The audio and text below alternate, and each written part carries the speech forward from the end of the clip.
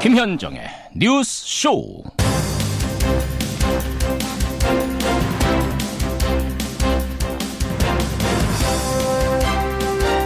다케시마는 일본 고유의 영토인 만큼 한국이 독도 명칭이 들어간 새우 요리로 영유권 주장하는 걸 납득할 수 없다. 일본 외교부가 이렇게 항의를 했다고 요미우리 신문이 보도를 했습니다. 애청자 여러분 안녕하십니까. 한미 정상회담 만찬장에 오른 독도 새우 요리, 그리고 그 자리에 초대된 위안부 할머님이 일본 눈에는 꽤나 껄끄러웠던 모양입니다. 2015년 한일 위안부 합의에 역행하는 행동을 하지 말라고 일본 언론들이 일제히 보도도 했습니다. 대체 우리가 우리 땅에서 나는 새우로 대접을 한다는데 뭐가 문제고, 우리가 우리의 상처인 위안부 문제를 세상에 알리겠다는데 뭐가 그렇게 불만인 건지 상당히 불쾌해집니다. 잠시 후 이 만찬장에서 독도 새우를 드시고 온 이용수 할머님 직접 연결을 해보죠. 김현정의 뉴스쇼 출발합니다.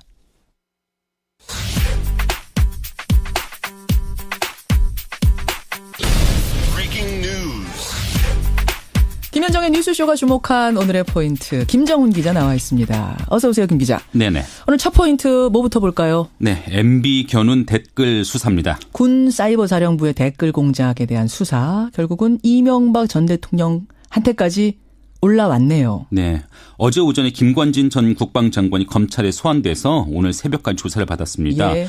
2010년에서 12년 사이에 연재욱 전 사이버 사령관 등을 통해서 여권은 옹호하고 야권은 비난하는 그런 댓글 공작을 벌이도록 지시한 혐의죠. 그렇죠. 이 과정에서 군 사이버사의 활동 내역을 청와대에 보고한 사실을 일부 시인했습니다. 시인했습니까? 네, 김관진 전 장관요.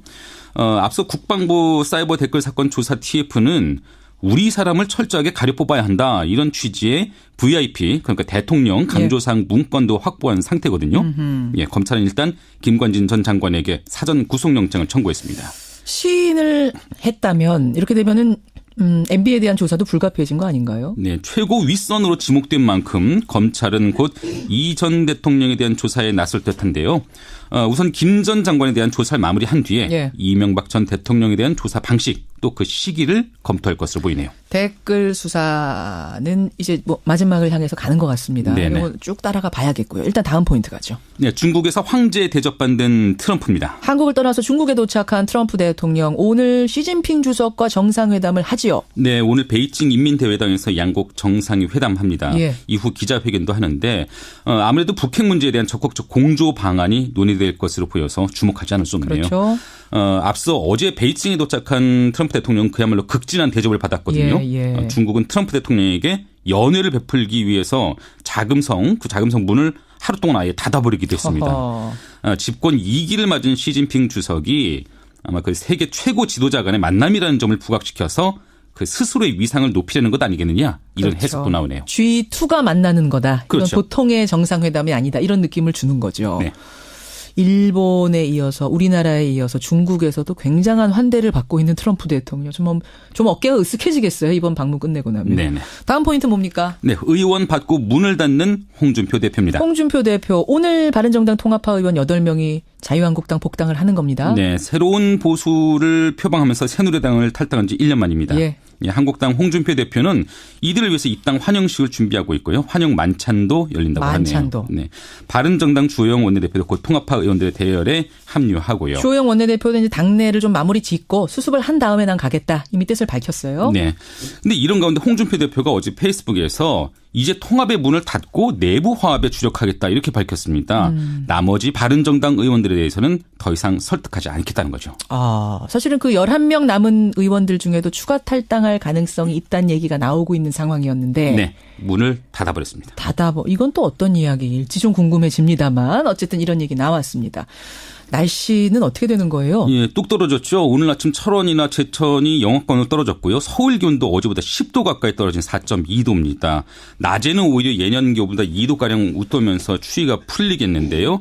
청취자 여러분들도 일교차가 큰 만큼 감기 조심하셔야 되겠습니다. 김정훈 기자였습니다. 최근 국민의당의 긴장감을 고조시킨 것은 안철수 대표와 설전이었습니다. 정치적 판단력이 다들 아마추어죠. 당을 위한 것, 국가를 위한 것이면 노력하겠습니다만 분란에 대해서는 그렇게 대처하지 않겠습니다. 국민의당의 내홍이 점차 격화되는 분위기입니다. 물론 그전에도 크고 작은 마찰은 있어 왔었죠. 어느 당이든 그 정도의 잡음은 늘 있습니다. 하지만 안 대표가 바른정당과의 통합을 추진하는 그 일을 계기로 갈등이 점점 표면화가 되더니 급기야는 안철수 대표를 향해서 중대 결단을 하라. 그러니까 대표직을 내려놓으라는 요구까지 터져 나왔고요. 여기에서 안 대표가 꼭 참는 게 아니라 정면 돌파를 택합니다. 같이 못 갈 뿐이 있더라도 나는 내 길을 가겠다. 예. 이게 지난 월요일의 일이죠. 갈등이 폭발한 게 바로 이때부터입니다. 어제 국민의당 이상돈 의원과의 인터뷰 여러분 들으셨죠? 오늘은 그에 대한 답변을 듣는 게 되겠습니다. 안철수 대표의 복심으로 통하는 분, 대표 비서실장입니다. 송기석 의원 연결을 해보죠. 송 의원님 안녕하세요. 네, 안녕하십니까. 송기석입니다. 마음이 이렇게 편치는 않으실 것 같아요, 지금. 왜 웃으세요? 아니, 그렇게 사실 밖에서 우려하는 것보다는 저희가 이제 내부 사정을 잘 아는 저로서는 그렇게까지는 아닌데. 그 정도까지는. 네, 바깥에서 보기에는 워낙 험한 말들이 뭐 중대 결단을 해라, 나는 내 길을 가겠다 이런 말들이 오간다고 하니까 굉장히 심각하게 보이는데요. 예, 맞습니다. 뭐 다소 특히나 어쩌면 이제 내부 논의 과정에서나 했음직한 그 정도의 발언들이 이제 언론을 통해서 이렇게 전달되고 하는 거 보면 저는 그 부분에 대해서는 좀 상당히 우려를 하고 있습니다. 그런 상황이세요. 네, 그렇습니다. 그러니까 지금의 상황을 좀 정리해 보자면 안 대표가 바른정당과 통합을 추진하다가 당내 반대에 부딪혔습니다. 그러면서 이제 흐지부지가 된 상황을 놓고 박지원 의원은 당이 닥쳤던 개신세가 됐다. 이상돈 의원은 당이 바보가 된 셈이다. 이런 격한 표현도 나왔습니다. 네. 어떻게 생각하세요? 예, 저는 일단 뭐 닥쳤던 개 표현은 사실 뭐 적절한 비유는 아닌 것 같고요. 왜냐하면 그 표현은 뭔가를 열심히 뭔가를 추진하다가 뭐 전혀 예상하지 못한 상황으로 이렇게 낙담하게 되는 그런 상황인데요. 예. 사실 바른정당하고 뭐 통합 추진 이 부분은 그분들이 알고 있는 것처럼 뭐 안철수 당대표나 김동철 원내대표가 당 내에 공론화 과정을 거치지 않고 비밀리에 뭘 추진했던 그러다가 뭐 포기한 그건 아닙니다. 과연 뭐 그런 정책 입법연대에 나가서 선거연대 또 나가서 통합까지 가능한지 사실은 그런 의사가 있는지 탐색하는 과정에서 그게 이제 그런 의사가 상대방한테 있다고 하면 그때서 비로소 이제 내부 공론화 과정을 거칠 거 아닙니까? 그런데 이제 그 전 단계에서 그런 것들이 이제 언론에 보도되고 그러다 보니까 이제 문제를 삼았던 것이고요. 그래서 뭐 따로 비밀리에 뭐 이렇게 추진하고 그런 건 전혀 없었습니다. 그래서 이제 사실상 그 수면 위로 올라왔으니까 과연 그게 가능한지 우리의 정치성하고 뭐 안 맞는 건 아닌지 그런 거에 대한 논의가 본격적으로 시작될 걸로 이렇게 생각하고 있습니다. 근데 이제 그 부분에 대한 지적을 어제 이상돈 의원은 아마추어라는 표현을 쓰시더라고요. 그러니까 뭔가 통합을 추진하려면 정말 비밀스럽게 하려면 완전히 비밀스럽게 해서 어느 정도를 만들어 놓고 세상에 알리든지 아니면 처음부터 공개적으로 하면서 당원들의 뜻을 물어가든지 뭐 이랬어야 되는데 아마추어처럼 좀 어설프게 하다가 당의 꼴이 그분 표현으로는 바보가 된 거 아니냐 이런 말씀이세요.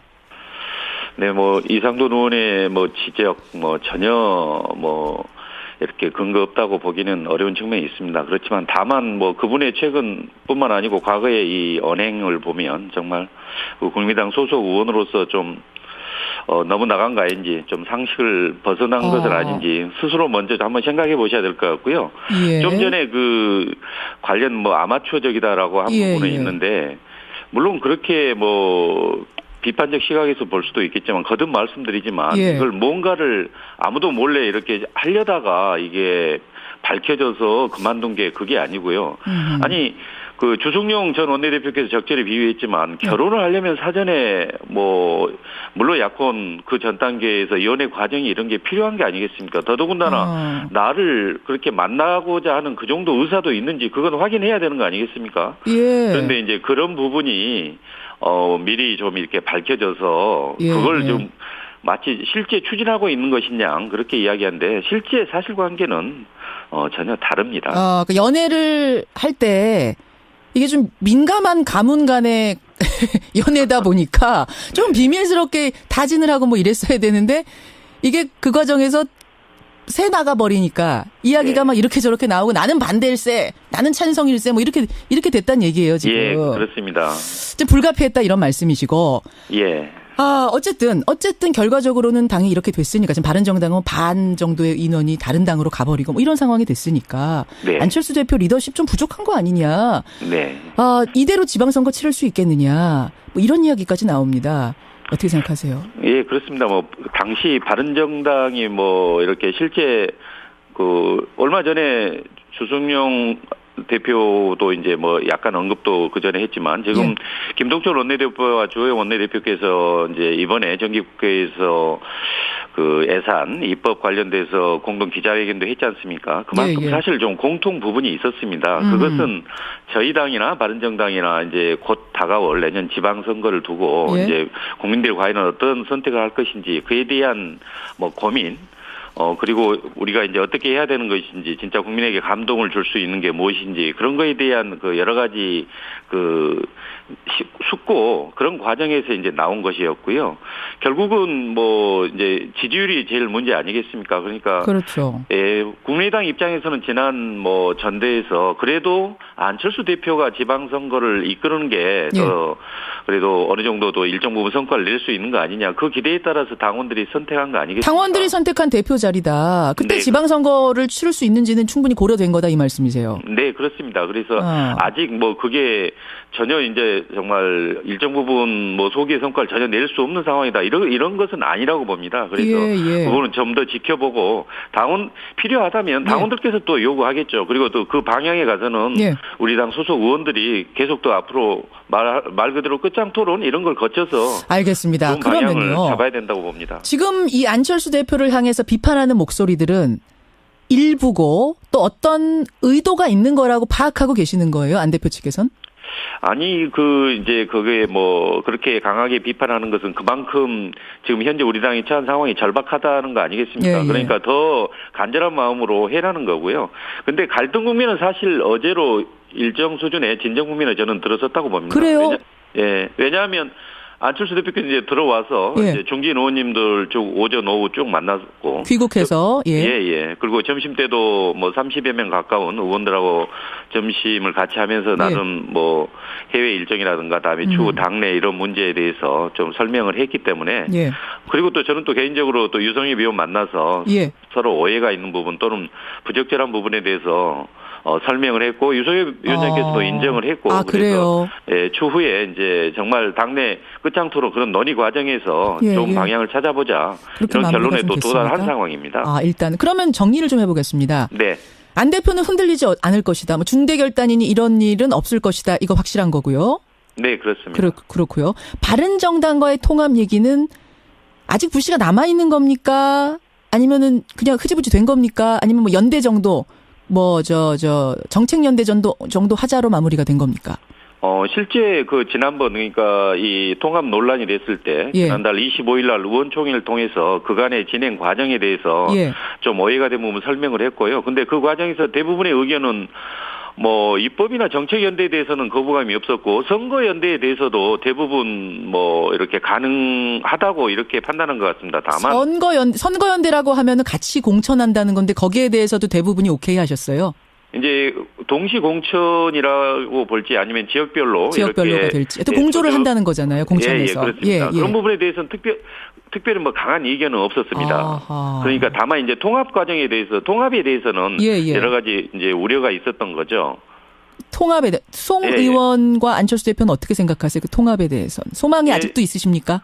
저는 이제 그렇지 않아서 방금 말씀드리려고 했는데요. 여전히 뭐 그 가능성은 열려 있다고 봅니다. 다만 뭐 9분이 나가고 나머지 부분 11분 정도 남았는데 이게 무슨 뭐 실체가 없는 거 아니냐 이제 그렇게 보는 분도 계신 것 같은데요. 실효성이 제가 보기에는 오히려 그 바른정당의 창당 정신 또는 그 개혁 지향성 이런 것은 여전히 그 반영돼 남아 있는 분들한테 더 정당성이 있는 거 아니냐, 또 정통성도 가지고 있는 거 아니냐 이렇게 봅니다. 그래서 저희가 중도 개혁을 더 이렇게 외연을 확장한다면 예. 일정 부분 더 함께 할 수 있다고 봅니다. 여전히 가능성 남아 있다. 통합에 네, 가는. 그렇습니다. 지난번에 저희 출연하셨을 때는 12월까지는 통합 선언이라도 해야 된다 이렇게 말씀하셨거든요. 그것도 예, 유효합니까? 네, 맞습니다. 무슨 뜻이냐면 결국 진짜 지방선거에서 예. 바른정당과의 이런 그 선거 연대에서 나아가 예. 정말 통합까지도 가능하다고 이렇게 내부 공론화에서 결정이 된다면 예. 그게 제대로 내년 6월 13일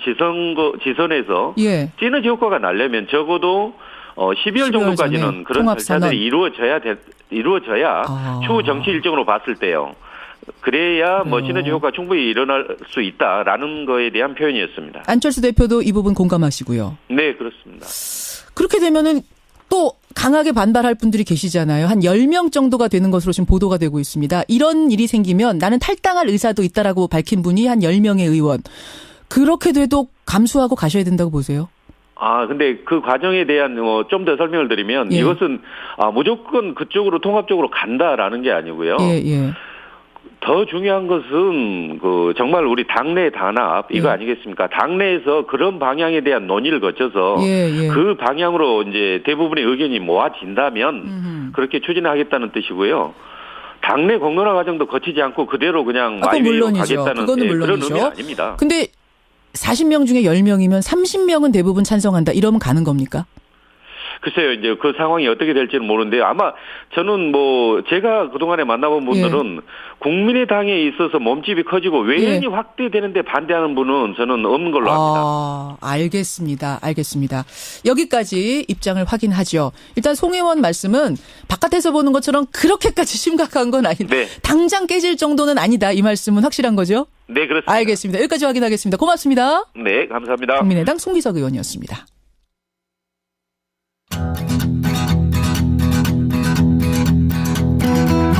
김현정의 뉴스쇼는 청취자 여러분의 참여로 이루어집니다. 트위터, 페이스북, 레인보우 게시판, 그리고 단문 50원, 장문 100원의 유료 문자 샵 1212, 우물정 1212 통해 참여하실 수 있습니다. 김현정의 뉴스쇼, 여러분과 함께 만듭니다. 김성환의 행간 시사평론가 김성환 씨 나오셨습니다. 어서 오십시오. 네, 안녕하세요. 언론들은 지금 국민의당 당장이라도 쪼개질 것처럼 막 보도가 오늘 아침에도 분석 보도가 나오던데 또 당 안에서 느끼는 온도는 다르다는 게 지금 송 의원 이야기거든요. 왜냐하면은 누가 뛰쳐나가느냐 이게 굉장히 중요하기 때문에 그런 건데요. 왜냐하면 국민의당은 지킬 게 많거든요. 자산도 많고 40명의 의원이 건물도 있으니까. 있고 여러 가지가 있는데 먼저 나가는 쪽이 지는 거 아닙니까? 그러니까 누구 보고 나가라고 얘기해야지 먼저 나가기는 쉽지 않다는 거예요. 아니 송 의원은 그 말이 아니라 깨질 분위기도 아니라는 건데, 모르겠습니다. 이제 안철수 대표의 바람일 수도 있고, 이건 좀 지켜봐야겠습니다. 행간 뭐 가지고 오셨어요? 미국 할리우드에서 시작된 성폭력 고발 캠페인. 나도 당했다는 뜻의 이 미투 캠페인이 전 세계로 확산되고 있습니다. 그렇더라고요. 현재 관련 트위터 게시물이 130만 건을 넘겨섰습니다. 이런 가운데 우리나라에서도 한샘 성폭행 논란 이후에 나도 비슷한 일을 당했다. 이런 성폭력 경험담이 줄지어 올라오고 있습니다. 전 세계 강타한 미투 열풍. 과연 한국에도 상륙할까? 이 뉴스의 행간을 살펴볼까 합니다. 그 여성들이 많이 이용하는 온라인 커뮤니티 같은 거 있잖아요. 네네. 게시판, 익명 게시판도 있고 실명도 있고. 새삼 심각하구나라는 걸 전 느꼈어요, 요 사이에. 아마 여성분들도 느끼실 것 같고요. 남성분들은 아마 보시면은 더 많이 놀라지 않을까 싶은데요. 그러게요. 이 한샘, 현대카드 성폭력 논란이 일종의 기폭제가 됐다고 생각이 됩니다. 이 여성 온라인 커뮤니티에 들어가면 사내 성폭력 경험담이 줄지어 올라오고 있는데요. 나도 그랬다, 나도 당해봤다, 나도 목격했다, 그렇죠. 미투. 간단하게 두 개만 말씀드리면 신입사원 시절 상사가 자기 엉덩이를 두드려달라고 말하면서 귓볼을 만졌는데 사회 초년병이라 참았어요. 아니 잠깐만요. 귓볼을 만졌다고요? 네. 이런 일들 근데 저는 잘 못 느꼈는데 여성분들한테 물어보면 비슷한 일들 많이 겪었어요. 이런 얘기들 많이 하시더라고요. 이게 무슨 또요? 인턴 때 대리가 술자리 후에 나와 동료를 챙겨준다면서 모텔로 데려가서 내 몸을 만졌어요. 한샘 사건이 나한테도 일어날 뻔했어요. 이런 글들이 올라오고 있는 건데요. 기막히네요. 어김없이 이런 글에는 나도 같은 경험을 했다. 용기 내줘서 고맙다. 이런 격려성 댓글이 수십 개씩 달려 있습니다.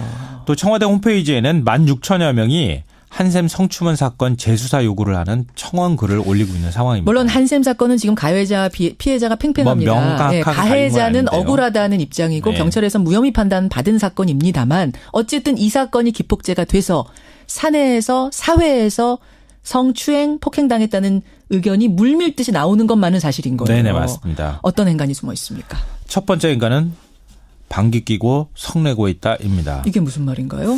이 미투 캠페인이 시작되도록 한 장본인이 있잖아요. 영화 제작자 하비 와인스턴. 네, 헐리우드의 감독, 예. 제작자. 피해자만 수십 명이 지금 나왔는데요. 예. 그런데 와인스틴이 사설 탐정을 고용해서 피해를 폭로한 여배우들을 뒷조사했다 이런 보도가 지금 나와서 충격을 주고 있습니다. 그래요. 그러니까 자숙을 해도 모자란 판에 오히려 피해자들을 협박하는 꼴이라고 할 수 있는데요. 허허. 이게 바로 성폭력 사건의 속성을 잘 드러내고 있다는 생각이 듭니다. 무슨 얘기입니까? 이게 사내 성폭력 사건, 동종업계에서 일어난 성추문 사건이 잘 드러나지 않는 이유가 뭘까요? 글쎄요. 그 안에서 벌어지는 일이고 거길 계속 다녀야 되니까? 그렇죠. 그런 거랑 비슷한 거예요. 바로 가불관계로 묶여있기 때문이에요. 네.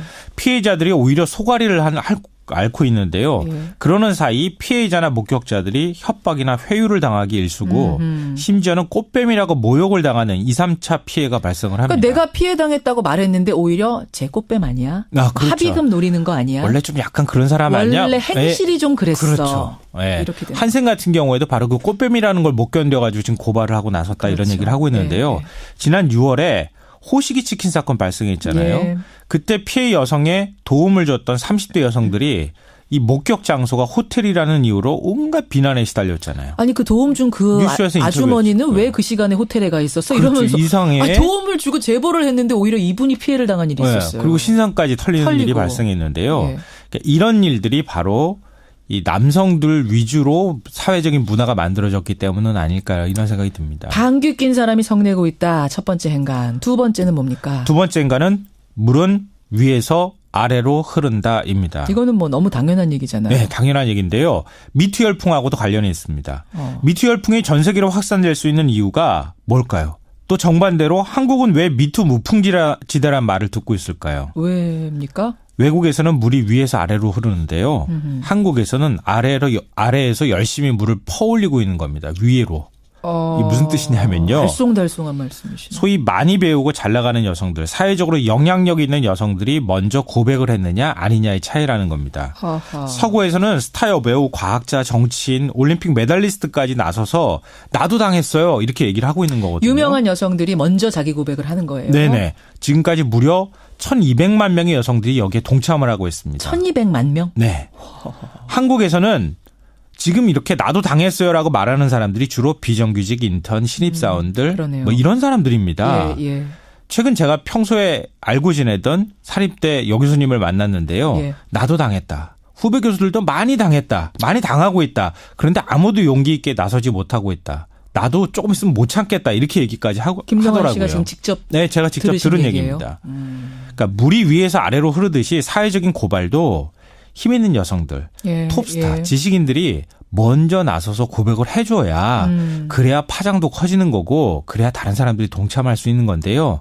한국에서는 아직 그렇지 못하다는 겁니다. 미투 무풍지대인 한국. 마지막 행간 뭡니까? 마지막 세 번째인가는 한국엔 1도 없는 게 있다입니다. 요새 유행하는 1도 없는 거. 하나도 없는 거 뭡니까? 미투 캠페인에서 한국에만 없는 게 바로 남성들의 고백입니다. 남성들의 나도 그랬어 고백? 네. 외국에서는 나도 그랬어 하고 나온 사람 있어요? 네. 인도와 호주에서는 내가 그랬다. 어떻게 바꿀 것인가 라고 하는 캠페인이 남성들 사이에서 벌어지고 있습니다. 그래요. 성폭력 사건은 남성의 인식 전환이 없으면 절대 해결되지 않습니다. 예. 그런데 한국에서 우리나라에서는 아직 그럴 조짐이 1도 보이지 않고 있다는 건데요. 호주의 유명 작가 벤자민 로는 이런 말을 합니다. 어떤 말이요? 남자들이요. 이제 우리 차례입니다. 여성들이 겪은 성폭행, 성추행 경험을 반성하며 오늘은 우리가 어떻게 변할지를 말합시다. 어떻게 변할지를. 그러니까 성폭력 처벌도 강화돼야 하죠. 당연히. 그렇지만 남성들도 내가 먼저 변하겠다. 이런 인식 전환이 절실한 것 같습니다. 한샘 사건, 무슨 현대카드 사건이 하나하나의 사건을 그 회사의 일로만 생각하지 말고 예. 이번에 이것을 계기로 삼아서 우리 사회 인식 전환의 계기를 마련해보자. 네, 맞습니다. 이런 말씀 고맙습니다. 김성환 씨 수고하셨습니다. 네, 고맙습니다. 남성남님, 우리나라의 남성들 왜곡된 성의식 정말 문제다. 초등학교부터 인권교육, 성교육 반드시 시켜야 된다. 강한 목소리 내셨어요. 김영식님은 독도새우는 신의 한 수였다 하셨는데요. 이 독도새우를 드시고 온 이용수 할머님 잠시 후에 만나죠.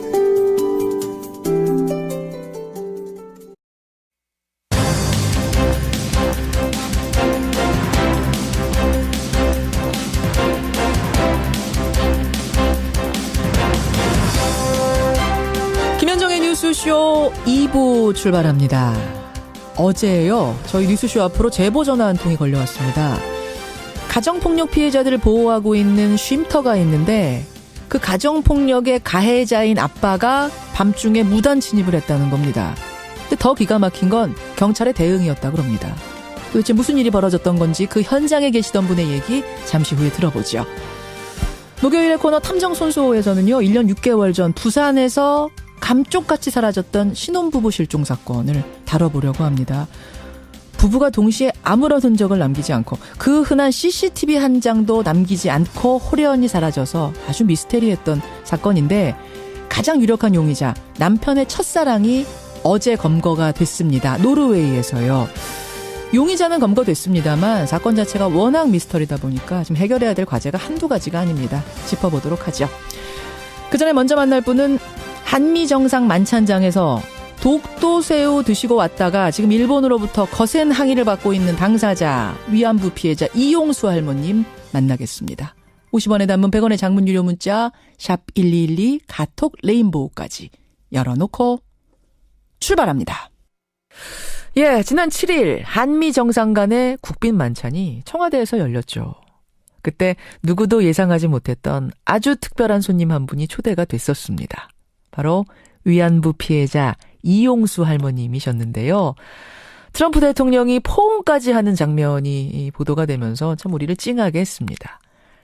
그런데 일본의 심기는 대단히 불편했던 모양입니다. 특히 그 만찬 반찬 중에 독도에서 잡아온 새우 요리가 있었는데 이것도 한몫을 했습니다. 지금 직간접적으로 항의의 뜻을 전해왔다는데요. 박근혜 정부 때 있었던 한일 위안부 합의를 충실히 이행해라. 이렇게 촉구를 하면서 항의를 했답니다. 자, 그 자리에 계셨던 이용수 할머님은 어떤 생각이실까요? 오늘 아침 만나보죠. 아, 이용수 할머님 안녕하세요. 네, 안녕하십니까. 청와대 이번에 처음 가보신 거죠? 예, 처음입니다. 가서 트럼프 대통령까지 보시니까 어떠시던가요? 제가 그 나라의 첫째 인사하는 법을 배워야 되겠더라고요. 그래서 제가 가서 이렇게 악수를 하고 그랬더니 덕석 안아주시더라고요. 아, 할머님이 먼저 악수를 청하신 거예요? 제가 이제 손을 이래 들었죠. 그러셨어요. 그러니까 이래 오시더라고요. 잘하셨네. 안아주셨어요. 어떻게 악수도 해보고 안아보고 하니까 트럼프 대통령 어떻든가요? 아유, 너무 반가워가지고 예. 대단히 아주 꿈 같은 그런 느낌이었어요. 네, 따뜻한 느낌을 느끼셨네요. 아마 서로 통했을 겁니다. 서로 그 부분이. 아유, 그래서 참 내가 오래 사는 보람이 있구나.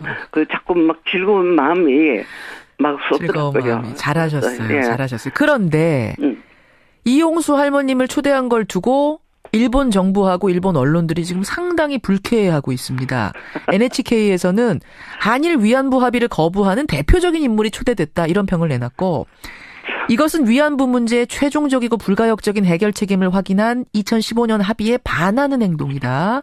이런 뜻을 우리 외교 루트를 통해서 우리 정부에 전달했다는 이런 요미우리 보도도 지금 나왔거든요. 들으셨죠? 근데 귀도 없고 눈도 없고 양심도 없고 그런 인간이에요. 예? 보도됐잖아요. 네?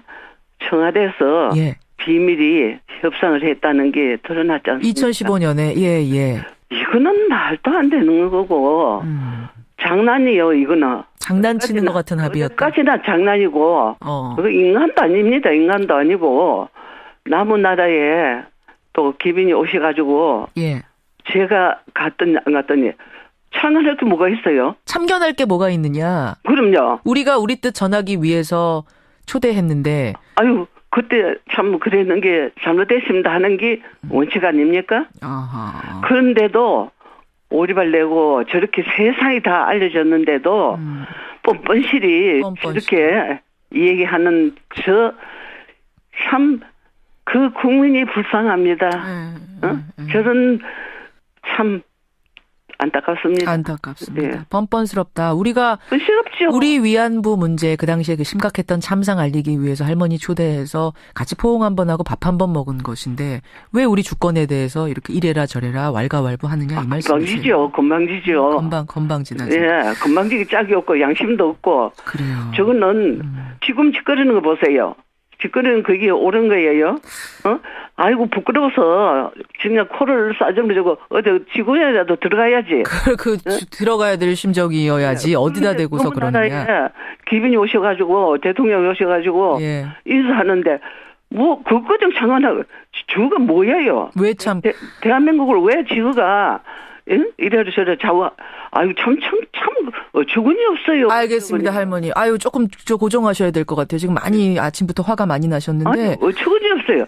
화도 나지도 않아요. 이거는 인간으로서 하는 게 아니고. 알겠습니다. 예. 참 일본 국민이 불쌍해요. 아니 할머니 저기 그 독도새우는 맛있게 드셨어요? 그 상 위에 올라온? 맛은요. 그렇게 생각해서 그런지. 예. 고소한 맛이 나더라고요. 고소해요. 다른 새우보다.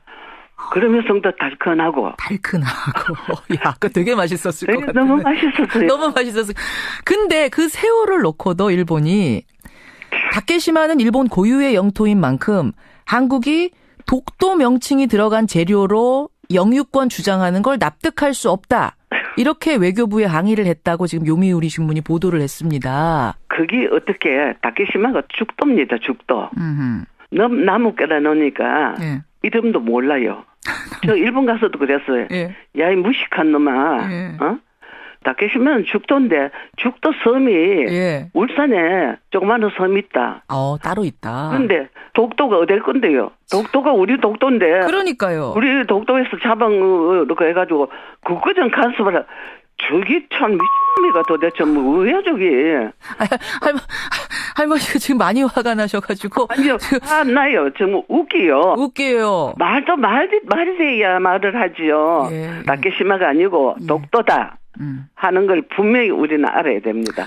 그래서 남의 거다 너에게 이름도 모르고 건방지게 날뛰는 저 일본이 참 가엽다.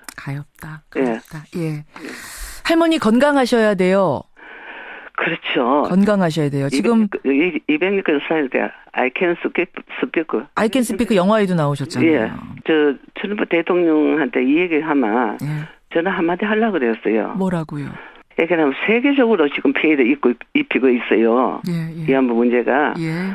트럼프 대통령이 이 위안부 문제 해결을 하면 세계가 평화로워집니다.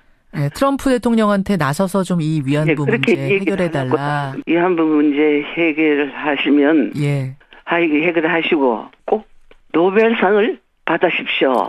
그 말 하시려고. 이 얘기를 꼭 하려고 저는 그랬는데 그런 이 얘기를 못한 게 많이 아쉽습니다. 그러시고 아마 말씀은 못 전하셨지만 기회가 안 돼서 그 자리에 참석해서 같이 독도새우 먹고 얼굴 보고 포옹한 것만으로도 이게 무슨 뜻인지 트럼프 대통령이 알고는 갔을 겁니다. 오늘 여기까지 말씀 나눠야겠네요. 건강하세요, 할머니. 고맙습니다. 네, 고맙습니다. 위안부 피해자 할머님 이용수 할머니 만났습니다.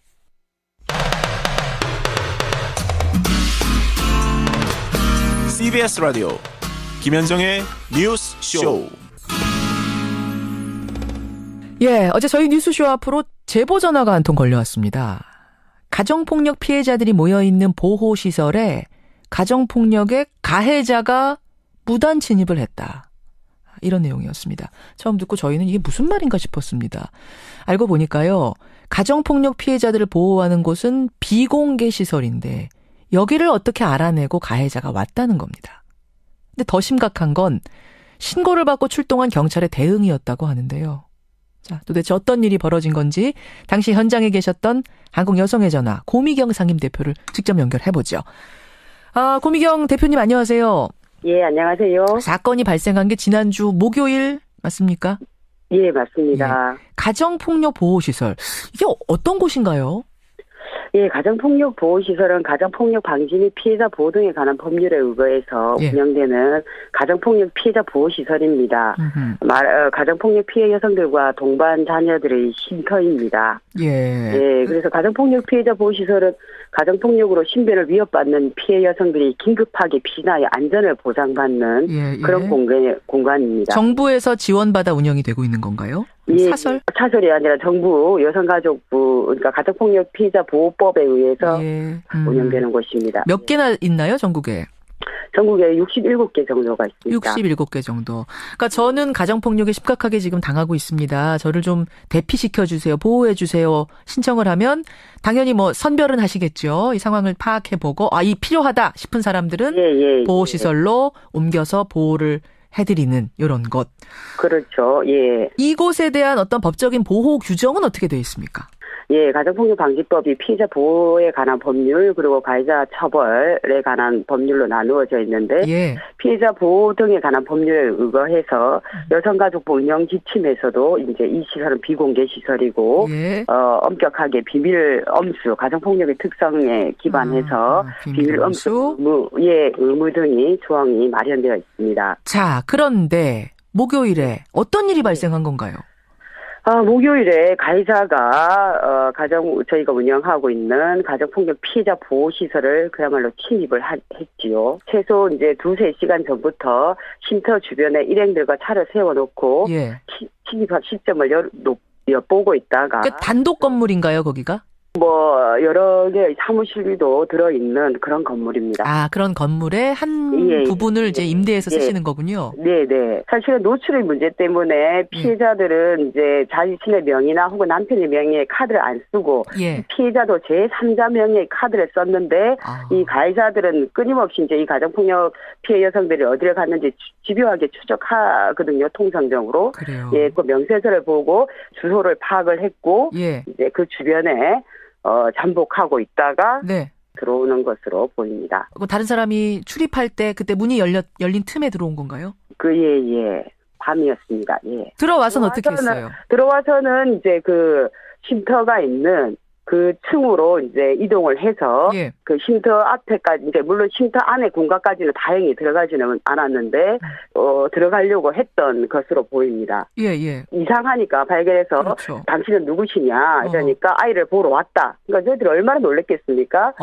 그래서 데리고 건물 밖으로 나가서 여기는 비공개 시설이다.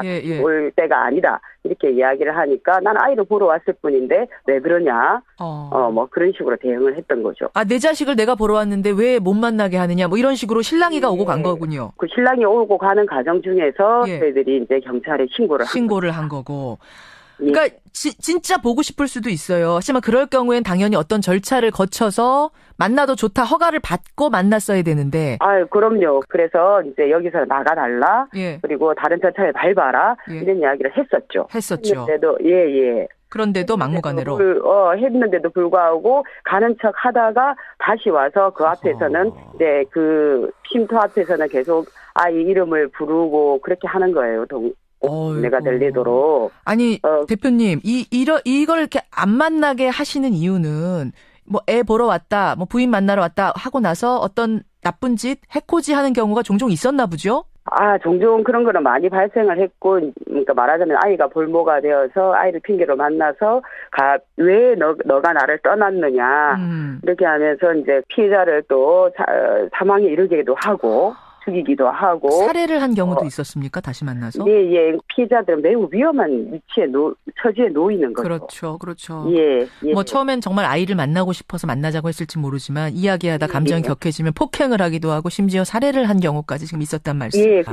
바로 그런 것 때문에 무단 침입 못하게 하고 비공개로 운영을 하고 있었던 건데 남편이 온 거예요. 그래서 경찰에 신고한 겁니다. 그럼 경찰이 왔으면 해결이 돼야 되는 건데 어떤 문제가 또 발생했어요? 저희들이 한마디로 말씀드리면은 경찰은 가해자 편이었습니다. 어떤 식으로 했길래요? 예. 경찰한테도 저희들이 말했죠. 이것은 비공개로 운영되는 가정폭력 피해자 보호시설이다. 예. 가해자가 침입한 것 자체가 큰 위협이니까 가해자를 좀 즉시 격리해 줄 것을 요청을 하지 않았겠습니까? 예. 근데 경찰은 위해 직접적으로 그러니까 너희들한테 위해 행위를 하지 않았고 그리고 자신들은 잘 모르니까 여성 청소년계 경찰관이 올 때까지 좀 기다리라고 했습니다. 근데 여성 청소년계 경찰관도 더 가관이었습니다. 왜요? 오히려 여성 청소년계 경찰관은 자신도 자녀가 있는 아빠라고 하면서 아이를 보여달라는 가해자 입장을 들어줄 것을 종용했고 지금 피해자와 아이들은 이제 겁에 질려서 덜덜 떨고 있는 그 상황 속에서 온 동네에 고함을 치는 상황이었잖아요. 막 소리를 질렀어요, 가해자가? 예. 보여달라고, 내 자식 보여달라? 예, 아이 이름을 부르고. 이름을 누구야 나와라 이러면서. 그때 아이는 어디 있었어요? 아이는 쉼터에 있었죠. 그러니까 그 안에서 혹시 얼굴을 마주보고 있는 상황은 아니었습니까? 예, 얼굴을 마주보고 있는 상황은 아니었고 저희들이 이제 뭐 철저히 이제 보호를 하고 있었죠. 예. 못하게. 그렇지만 소리는 다 들었겠네요. 그 불안한. 그럼요. 예, 경찰관들은 아무런 조치도 하지 않았고 이제 저희들이 이제 이건 주거 침입이다. 그래서 임의 동행을 거듭 요청했으나 경찰관은 뭐 주거의 평온을 깨지 않았다 이렇게 하면서 거절하고 아무런 조치도 하지 않았습니다. 예. 그래서 어떻게 됐습니까? 그러다가. 예, 그래서 이제 이런 상황 속에서 이제 그 가해자는 계속 지키고 있고 경찰은 아무런 조치도 하지 않고 있으니까 피해자들을 안전하게 피신시키기 위해서 이제 차량으로 이동시키는 긴박한 상황이었어요. 피해자를 차량으로. 그 과정, 예. 근데 그때도 이제 가해자는 소리를 지르고 이제 피해자들한테 이제 가까이 가려고 하는 거죠. 큰일 날 뻔했네. 속에서 예. 그럼 결론이 어떻게 됐어요? 나중에는 경찰서 가긴 갔습니까? 예. 근데 이후에 3시간이 지난 후에 3시간. 그때서야 경찰관들이 한다는 말이 이것은 주거 침입이 맞다. 주거 침입 맞다. 3시간 후에서야. 그래서 이제 가해자를 그때서야 임의 동행해 갔습니다. 자, 정리를 좀 하겠습니다. 물론 경찰이 내가 남편이고 이 사람이 내 아내고 아이들이다라고 하면 상황을 파악하는데 조금 시간은 걸릴 수 있긴 있다고 하더라도 관내에 있는 시설이었잖아요. 그럼 어떤 시설인지 이미 파악을 하고 있었어야 될 것이고 3시간이나 걸릴 이유는 사실상 이런 급박한 상황에서 있어서는 안 되는 일인데 상당히 오랜 시간이 걸렸고 그 상황에서 피해자들은 불안감을 느낄 수밖에 없었다는 이런 말씀이에요. 지금 피해자와 그 아이들은 좀 진정이 됐습니까? 상태가 어떤가요? 진정이 됐겠습니까? 지금 굉장히 지금 놀라고 심각한 트라우마를 겪고 있습니다. 제가 이런 말씀을 한번 드려볼게요. 그러니까 그 어린 자녀가 쉼터에 와서 꿈을 꾸었는데 그러니까 옷에 개미가 바글바글한데 자크를 열어보니 아빠가 나와서 너무 무서웠다고 합니다. 엄마는 여기는 안전한 곳이라고 내 비밀의 집이라고 그렇게 하니까 아이가 안심을 했다는 말이 아직도 가슴에 남아있는데, 이렇게 겨우 평온을 찾아가던 이제 피해 여성과 어린 자녀가 그 밤에 느꼈을 공포와 두려움을 어떻게 말로 설명할 수 있겠습니까? 저는 경찰이 정말 무의식하고 무대응하고 무성의하고 무조치한 이런 상황들이 정말 크게 문제라고 생각을 합니다. 그리고 그 어린 자녀들은 사실은 이제 가해자를 피해서 탈출하는 과정에서도 많이 울고 토하기도 하고 그랬고 지금은 이제 많이 힘듦은 있지만은 피해자가 좀 더 안전할 수 있도록 조치를 계속 끈을 놓지 않고 있습니다. 아이가 몇 살 정도 됐어요? 아이가 10살, 7살 이렇게 돼요. 10살, 7살. 오늘 11시 경찰청 본사 앞에서 이런 내용으로 기자회견을 연답니다. 여러분 관심 가져주시고요. 이 사건이 어떻게 해결되는지 그리고 이번 일을 계기로 어떤 그 보호책들이 대응책들이 마련되는지까지도 관심 가지고 지켜봐 주십시오. 대표님 오늘 고맙습니다. 예, 감사드립니다. 한국여성의 전화 고미경 상임대표였습니다.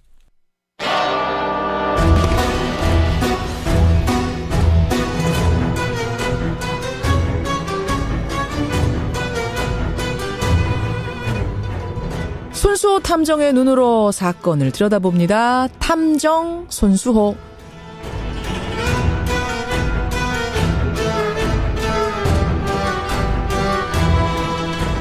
우리 사회의 관심 사건을 보다 자세히 들여다보는 시간이죠. 탐정 손수호. 오늘도 손수호 변호사 나오셨습니다. 어서 오십시오. 네, 안녕하세요. 지난주에는 우리가 가을 얘기를 잠깐 했는데. 네. 남자들이 좀 가을을 더 탄다 이런 얘기 있잖아요. 해당되세요? 글쎄요. 가을을 탄다고요? 김현정 PD는 가을 타세요? 저는 가을 그렇게 타는 편은 아닙니다. 봄 삽니까? 봄은 좀 타는 편이에요. 그래요? 네. 가을 좋아합니다. 네. 첫사랑 생각도 좀 나고 그러세요. 가을 되면? 사실 청취자분들이 제 첫사랑을 궁금해하지 않아요. 김현정 PD의 첫사랑을 궁금해하기 때문에 네. 기회 되면은 예, 오늘은 노코멘트. 다음 기회에 기회 되면 준비하겠습니다. 고맙습니다. 네. 오늘 우리가 첫사랑 얘기로 시작을 이렇게 한 이유가 있어요. 오늘 가져오신 이 사건이 어제부터 굉장한 화제를 뿌리고 있는 첫사랑과 관련된 어떤 상당히 미스테리한 얘기죠. 그렇습니다. 저희가 웃으면서 이야기를 시작했지만 이게 굉장히 좀 무거운 이야기입니다. 미스테리한 얘기입니다. 아직까지 어떻게 됐는지 알 수가 없어서 이게 진짜 무거운 얘기인지 어떻게 됐는지 알 수도 없는 사건이잖아요. 네, 부산 신혼부부 실종 사건인데요. 용의자는 일단 검거가 됐다고 어제 알려져서 화제가 된 거죠. 네, 경찰이 지목한 용의자가 있습니다. 예. 그런데 노르웨이에서 검거되었고요. 이게 벌써 신혼부부가 실종된 지 1년 6개월 만입니다. 맞습니다. 그런데 여전히 밝혀지지 않은 부분들이 매우 많고요. 네. 심지어 이러한 의문들이 해결될 수 있을까? 해결된다고 장담하기도 어려운 상황이에요. 자, 어떤 사건인지 잘 모르시는 분들도 계실 거예요. 부산 신혼부부 실종 사건 간략하게 소개해 주시죠. 작년 5월입니다. 예, 부산에 살던 신혼부부가 갑자기 흔적도 없이 사라져버립니다. 흔적도 없이. 경찰이 CCTV부터 확인을 했죠. 예. 그런데 살고 있던 아파트에 들어가는 장면은 찍혀 있지만 나오는 장면은 없었습니다. 그러니까 분명히 아파트 CCTV에 현관 CCTV에 엘리베이터 CCTV에 들어가는 장면은 선명해요. 네. 그런데 들어간 뒤에는 어떤 CCTV를 봐도 나오는 건 없는데 집에도 없는 거예요. 집에도 없고 CCTV에도 없고 그야말로 증발을 해버린 사건. 그렇습니다. 주변 CCTV까지 다 뒤져봤습니다. 예. 부산에 있는 터미널, 기차역 등등까지 찾아봤지만 전혀 영상이 없었고요. 실종 신고 후에 경찰이 아파트도 확인했어요. 그런데 혈흔은 물론이고 싸움의 흔적도 발견되지 않았습니다. 누군가 시신을 밖으로 옮기는 장면 역시 없었죠. 없었어요. 아무것도 없습니다. 네, 다만 이제 부부가 사용하던 휴대전화, 노트북, 여권, 신분증 그리고 간단한 옷까지 몇 점만 사라진 상태였는데요. 혹시라도 살해당했을지 모르겠다라는 생각에 경찰이 시신을 유기할 수 있는 장소, 아파트에는 옥상의 물탱크나 지하실, 창고 등등을 수색했지만 역시 단서가 없었습니다. 생활 반응은 전혀 없이 1년 6개월이 지난 거죠. 자, 만약 누군가 들어와서 이들을 살해했다고 치면 그러니까 시신을 들고 나가는 장면이라도 찍혔어야 되고 그게 아니라 부부가 제 발로 무슨 이유가 있어서 나간 거라고 치면 그 여행을 간 거든 도망을 간 거든 제 발로 갔더라도 어쨌든 당연히 CCTV엔 찍혀야 되는데 아무런 흔적이 없이 증발해버린 거예요. 그렇습니다. 요즘에 CCTV가 거미줄처럼 많이 설치되어 있죠. 현관문뿐만 아니라 주변 CCTV도 다 본 겁니까? 그렇습니다. 다 봤죠. 다 봤어요. 인근 지역까지. 어디에도 없어요. 네. 그리고 또 인터넷이나 신용카드 사용이 일상화되어 있습니다. 그런데도 전혀 그런 것이 아무것도 포착되지 않는다는 건 참 기괴한 일이라고 할 수 있겠는데요. 그러게요. 하지만 경찰은 뭔가 의심할 만한 부분을 찾아냈습니다. 그게 바로 남편의 첫사랑 C씨, 그러니까 지금 남편 A라고 하죠. 부인을 B라고 하겠습니다. 남편의 첫사랑 C라고 하겠습니다. C라는 사람을 발견해낸 거예요. 그렇습니다. 남편 A씨의 첫사랑 여성 C씨인데요. 네. 이 첫사랑 여성은요. 집안의 반대로 이 남편 A씨와 결혼하지 못하고 그러니까 둘이 연애를 오래 했는데 결혼은 못한 거예요. 네, 다른 사람과 결혼했어요. 그런데 결혼 후에도 이 첫사랑 남자 A씨와 지속적으로 만났고요. 결국은 그 후에 이혼을 하게 됩니다. 여성이. 네. 여기에 대해서 이제 죄책감을 느낀 남편 A씨가 1년 가까이 잠적하기도 했고요. 그 후 이 여성 C씨가 재혼을 해서 외국 가서 살았어요. 거기가 노르웨이군요. 네. 그런데 여기서 낳은 딸이 또 사망을 하게 됩니다. 그래서인지는 모르겠지만 이 여성 C씨가 정신적으로 좀 불안한 상태가 되었고요. 그 후 이제 첫사랑이었던 그 남성 A씨가 다른 여성이죠. 이제 그 아내 B씨와 혼인을 합니다. 그러자 이 C씨가 이 둘에게 연락을 하면서 괴롭히기까지 했는데요. 그러니까 첫사랑 남자한테도 전화하고 그 아내한테도 전화하고 이러면서 괴롭혔다는 얘기예요. 그렇습니다. 경찰이 파악한 바에 따르면요, 이 실종된 부부가 이 C씨 외에는 원한 관계 있는 사람을 찾지 못했다. 그래서 현재 이 실종 사건의 유력한 용의자로 경찰은 이 노르웨이에 거주하는 여성을 지목하고 있습니다. 경찰이 용의자로 이 첫사랑 C를 지목한 건 이미 한참 전입니다. 근데 노르웨이로 출국을 한 상태였기 때문에 여태 못 찾다가 인터폴이 체포를 했다고 이제 어제 알려진 거군요. 그렇습니다. 올해 3월에 경찰이 인터폴에 적색 수배 발령 요청을 했고요. 8월에 이미 노르웨이 경찰이 CC를 검거했습니다. 그러면 이제는 사건이 좀 끝이 보이는 거 아닌가요? 꼭 그렇게 보기 좀 어려워 보입니다. 지금 현재 그 범죄인 인도 절차가 진행 중이고요. 또 어려운 절차 끝에 이 CC의 신병을 확보한다 하더라도 과연 이 사건에 어떤 여러 가지 그런 그 경위라든지 결말을 확인할 수 있겠느냐, 알아낼 수 있겠느냐 단정할 수는 없죠. 그러니까 CC가 지금 바로 오지 않겠다라고 하면서 지난번 정유라 때처럼 소송을 또 걸었다면서요. 거기서 재판을 받고 있다면서요. 그런 절차를 통해서 상당 부분 시간을 좀 지연시킬 수가 있는 것이고요. 또 실제로 국내 송환을 이제 제지하고 결국 노르웨이에 남아 있을 가능성도 배제할 수 없는 거죠. 그렇죠. 그 설사 온다고 하더라도 지금 다른 증거가 하나도 없잖아요. CCTV도 없고 아무것도 없는 상태에서 입을 다물어버리면 어떻게 될까. 여러 가지로 지금 용의자만 체포했다고 해서 되는 상황이 아니라는 거. 참 어떤 사건 추리보다도 오늘 탐정선수 고난도 추론이 될 것 같습니다. 여러분도 좀 도와주십시오. 우리가 탐정이 돼서 사건의 실마리를 좀 풀어보죠. 먼저 정말 수상한 지점들. 부산 신혼부부 실종 사건의 정말 의문 포인트인 것 몇 가지 짚어보겠습니다. 첫 번째. 네. 먼저 남편의 행적이 약간 수상합니다. 남편 A. 어떤 행적이 있길래 그렇게 수상합니까? 전에도 잠적했던 적이 있던 건 말씀을 드렸고요. 그리고 첫사랑 C씨가 결혼을 한 후에도 지속적으로 만났습니다. 그리고 이제 이혼에도 영향을 미친 것으로 보이고요. 그러니까 그 여성이 이혼하는 것도 C씨와 만남이 발각이 된다든지 이래서. 그렇습니다. 그리고 남편 A씨는요. 결혼한 후에도 휴대전화를 2대를 사용했어요. 그런데 그중에 한 대는 오로지 이 C씨와의 통화에만 사용했다고 합니다. 그러니까 계속 관계를 가졌던 거군요. 그렇습니다. 그리고 마지막으로 CCTV에 이들 신혼부부의 모습이 남은 게 작년 5월 28일 새벽인데요. 그날 이 남편은 자신이 일하던 그 식당의 동업자에게 오늘 하루 쉬겠다라는 문자를 보냈고요. 아내 역시 직장 동료들에게 일하러 갈 수 없다는 문자를 보냈습니다. 그러니까 남편도 동료한테 문자 보내고 아내 B도 나 오늘 못 간다는 문자를 보냈는데. 그런데 이상한 게 있습니다. 뭐요? 바로 아내가 보낸 문자가 평소와 좀 달랐는데요. 어떤 식으로요? 아내 동료들의 이야기에 따르면요. 평소 띄어쓰기를 제대로 했다고 해요. 아내는요. 문자 메시지 보낼 때. 그런데 이상하게도 이 문자는 평소와 달리 띄어쓰기가 전혀 안 돼 있었다.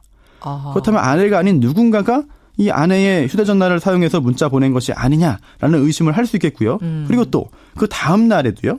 아내의 직장 동료가 아내에게 전화를 했어요. 왜 안 와? 이러고 전화를 한 거예요. 그렇죠. 안 오는 거야? 무슨 일 있어? 그 전화를 받은 게 아내가 아니라 남편 A씨였다고 하고요. 아내의 전화를 A씨가 받아서? 네. 그리고 뭐라 그랬대요? 당분간 출근하지 못한다라는 말을 하고 끝났다고 합니다. 그래요. 또 있습니까? 굉장히 좀 이렇게 남편의 행적이 수상한 부분들이 많이 좀 포착이 되는 것 같고요. 이렇게 우리 아내 내일 못 가요라고 마치 실종을 예고하는 듯이 남편이 얘기를 했다는 거 참 희한한 부분 첫 번째 포인트. 두 번째는 뭡니까 실마리? 남편뿐 아니라 첫사랑 C씨의 행적 역시 수상합니다. 첫사랑 C씨의 행적. 아까 먼저 수상한 거 얘기는 해 주셨는데 구체적으로 어떤 거예요? 사건 발생 2주일 전. 그러니까 작년 5월 중순에 남편과 함께 한국으로 들어옵니다. 노르웨이에서. 그리고 이 예정된 그런 다시 그 출국일보다 2주 앞당긴 6월 초에 출국을 하는데요.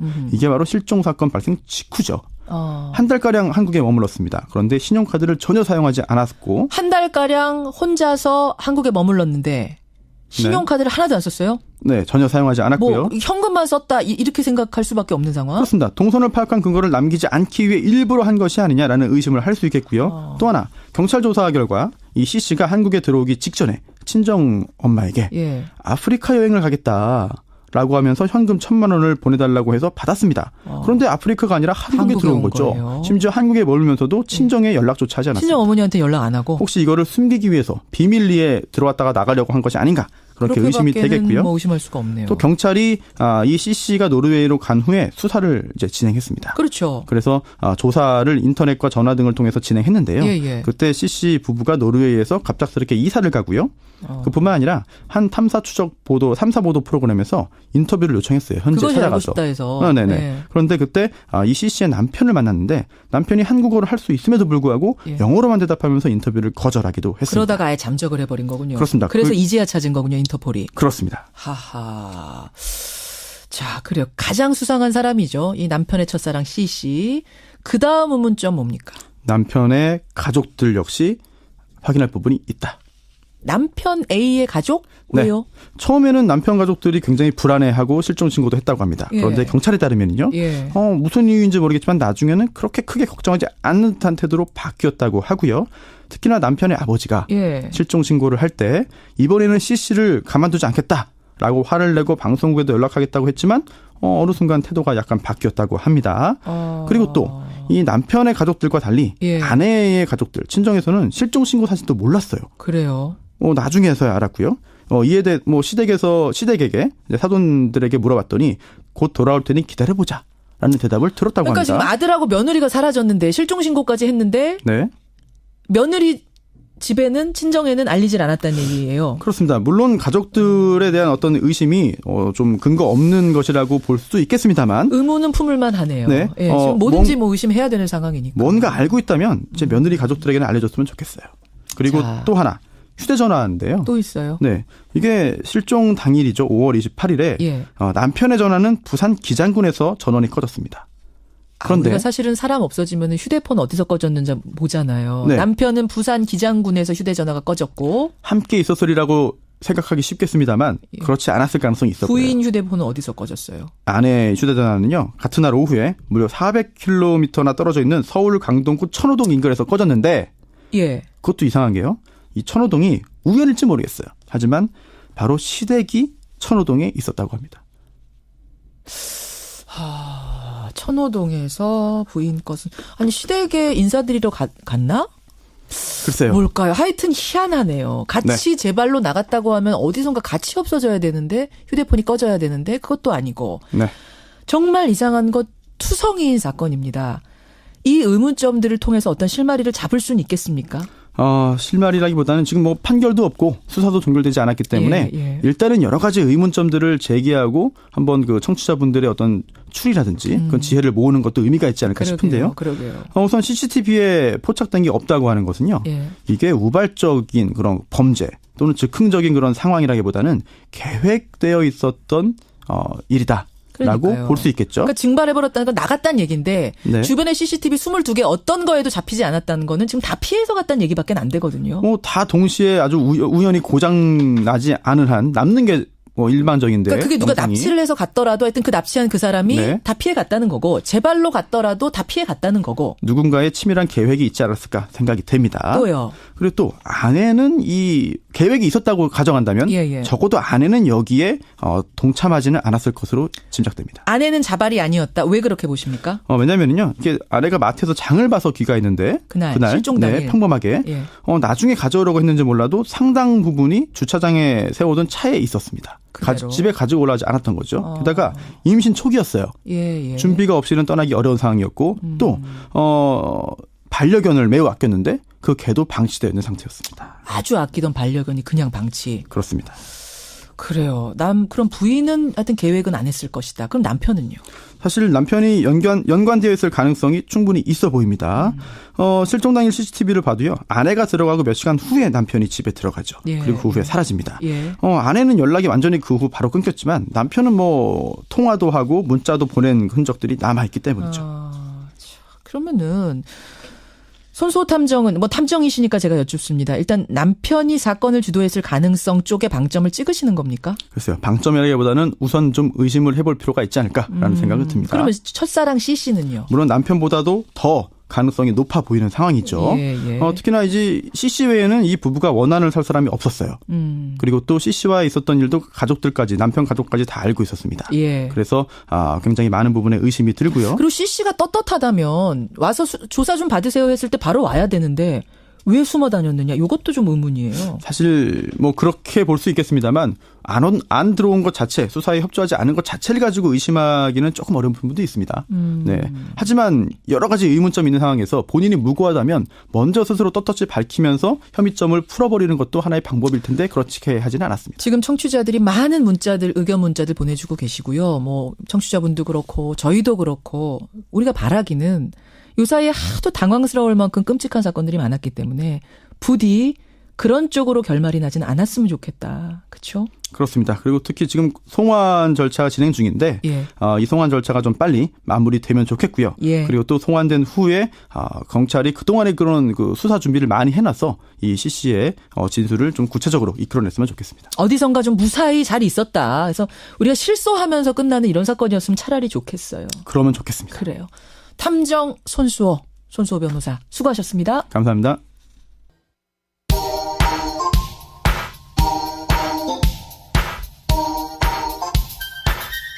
김현정의 뉴스쇼 CBS 라디오와 함께하고 계십니다.